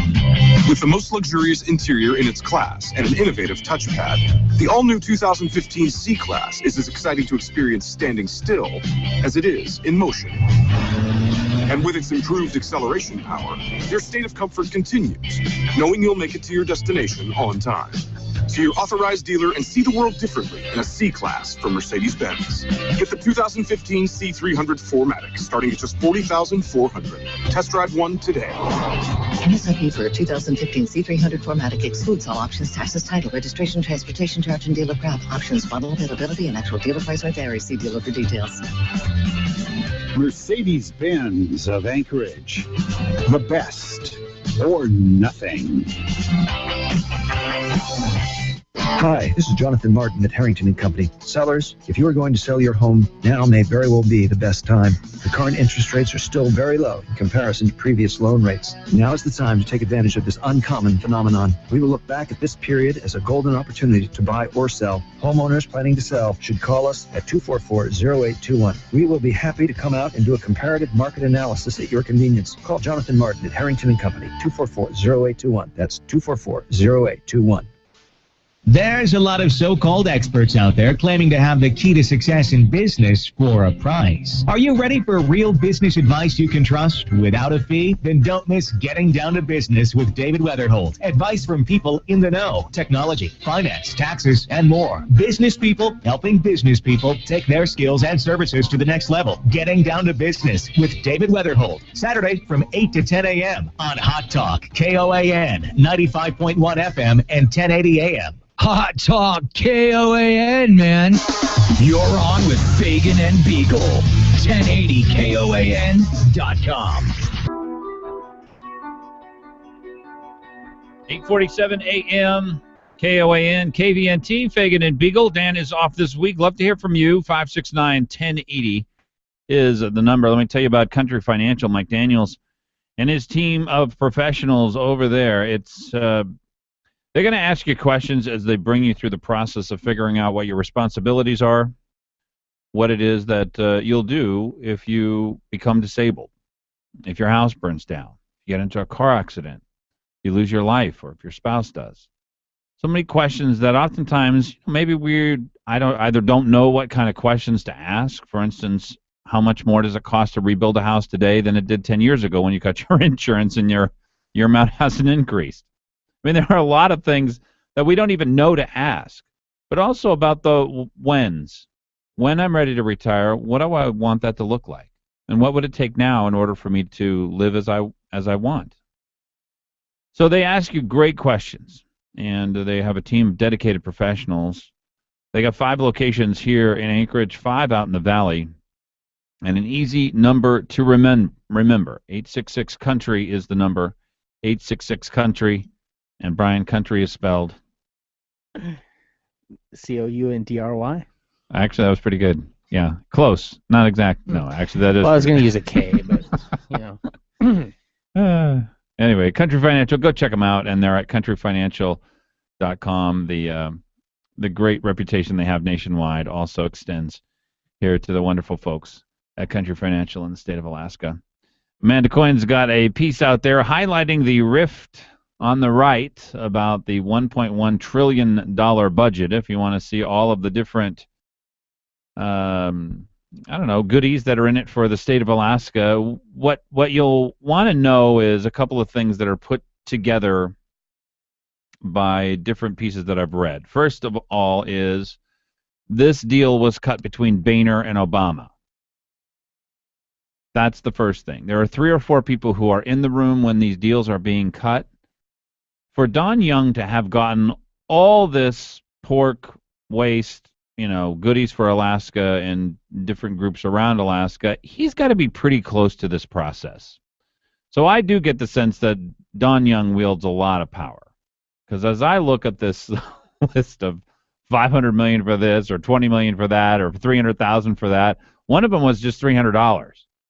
I mean, can you imagine the federal government appropriating, and I think she probably left off a K, Amanda Coyne's piece. But anyway, those are some of the takeaways that I have. Obviously, there is a lot of exposure from conservatives here about this, and we are none too pleased. And what is it that the new group is going to do? How is it that they're going to fight Obamacare? How are they going to get rid of what has become a massive patronage system at the federal level? And it's so big that you just wonder how it's going to play out. What I found the most difficult, by the way, is getting a good read on what this bill actually was. Because let's say that there are 100,000 things that are bad in the bill, and there are 100 things that are good in the bill. If the media talks about the good things, the 100 things that are good versus the 100,000 that are bad, then you don't get a good sense of the bill. But even in the 100,000 that are bad, they might talk about something for $20,000 versus something that's for $2 billion. And it's impossible for our minds to weigh through this, which is why the media has so much power. So much power. Iranian gunman is dead in Sydney. If you've been watching the hostage taking, it happened about 21 hours ago. It appears to be over now, but the Iranian gunman, who was truly one of the worst examples of humanity, no longer breathes our air. So that is a win for the world, I would say. Australian Muslims fear a Sydney siege backlash. And that's, I would imagine that's, you have to understand your enemy, and that's a critical part of this. And it isn't that all Muslims are enemies, but it certainly is the case that all of our enemies appear to be Muslim in cases like that. And so that is something that we really are going to have to weigh out. I mean, I read that they beheaded 4 Christian children in Iran. No, not in Iran. This was ISIS in Iraq. That kind of stuff, that's just war, and that's the kind of stuff that we have to be aware of, that if this goes on a societal level and it's defended by any region or area or part of the world, it just has to stop. It can't continue. So we are, in essence, we have to be at war with people who are like that. We don't have a choice on whether decent people can say, if you're out beheading children because they're Christian, then that's something that our society objects to and will use every possible means to stop you. Now, it may be that we're not going to be a strong enough country to be able to send forces in there. Then that may be the wrong approach too. I don't know. All I'm saying is there's no denying for decent people out there, and I realize many of the people on the left are a little confused on this. There's no denying that you have to be at war against that, because that's evil. And you have to battle evil. And that's part of our job here. That's part of what made America so different, as the essentially the lone and most trustworthy battler of evil across the world. Oh gosh, there's did you know what the word of the year is, by the way, Brian? Is it selfie? It is not selfie. Oh. That would have been a good one, though. Okay. Culture. Culture. Which is something I brought up. I wonder if they listen to the program. I bet that's why. I do think that it probably is why. Mm-hmm. So culture is, and you have to realize, as long as the left controls culture, they don't have to win every battle, because they will anyway. You know, as long as you're creating people who distrust corporations and think that the environment is worse off now than it has ever been, when actually it's better off now than it's ever been in almost every case. It's certainly better than it's been in the last, 200 years. But when you can convince kids, when you have control over them, they go to your schools and you get to fill their heads with all kinds of nonsense, then you are going to create a culture of distrust between human beings, citizens, and corporations, even though corporations are dramatically different now than they have been. So culture, to me, is the most important lever of power that people on the left wield. And I don't know how to get conservatives interested in getting their culture back, because I don't think conservatives believe they have a good culture. And by culture, I'm talking about some of the littlest things. You hold a door open for someone. Is the comfort of the husband as important as the comfort for the wife? You know, that's cultural. And a lot of people on the left don't care about that, but a lot of people on the right do care, but they're not willing to defend it. So the people on the left essentially have the run of the house in controlling culture. I don't know. To me, it's just fascinating to watch it play out. I found out over the last little while how bad David Koch is. This is one of the Koch brothers. I mean, I can't even imagine that we allow this guy even to give political. Listen to this. David Koch, a balanced budget is needed or the country could suffer. What kind of an evil person is he? That is just ridiculous. Okay. Hey, lefties. I realize you think that this guy is the most evil person on the planet. There's nobody worse than David Koch. Honestly, he wants a balanced budget. Like what, 75% of the people in the United States of America? Seriously? That's the most evil person you can come up with. That's the guy. This was a review here by Barbara Walters, ABC, and she had an interview with David Koch, who turns out to be a left-winger on social values, but he's essentially a libertarian, and that's what he came out with. Gingrich had a great response to this, by the way. After watching this segment, former House Speaker Newt Gingrich told the political panel he was surprised to see Wawa ask Koch about his political influence. To have Barbara Walters suggest that David Koch has a lot of influence, I'd like to know the value of Barbara Walters' opinion over her career on television. Unpaid for, he said. You talk about politics and money, about the power that you guys have, added Gingrich, because what Koch represents is an effort by conservatives to offset the elite media. Something to keep track of for the day, since the show is almost over here. There are big battles going on nationally between the Warren wing of the Democrat Party, which is the people who are going to claim that they're not for Wall Street. Now, I think there are conservatives who need to claim that mantle as well, and I think this will be a shakeout both on the left and the right, but between her and Hillary Clinton. So keep an eye on that. And I'm going to have somebody on here, I don't know, maybe in the new year, but about it's labeled the anti-bribery petition has launched their petition.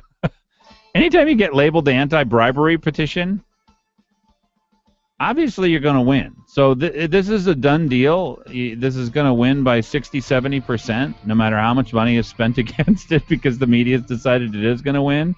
Again, powerful forces are out there. Folks, it's been a great pleasure to be with you. 8:58 a.m. Dennis Prager is coming up. You're listening to Fagan and Biegel. Dan's out this week. God bless. Have a great day.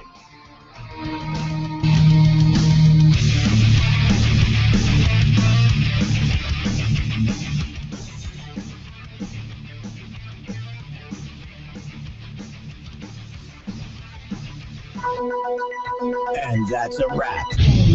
Thanks for tuning in to Fagan and Biegel in the morning.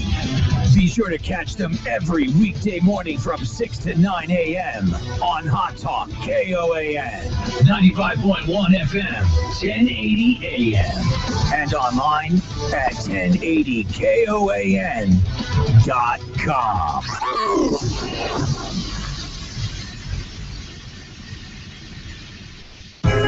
If you're ready for the movies, there's just one place to go. Check out moviesacre.com.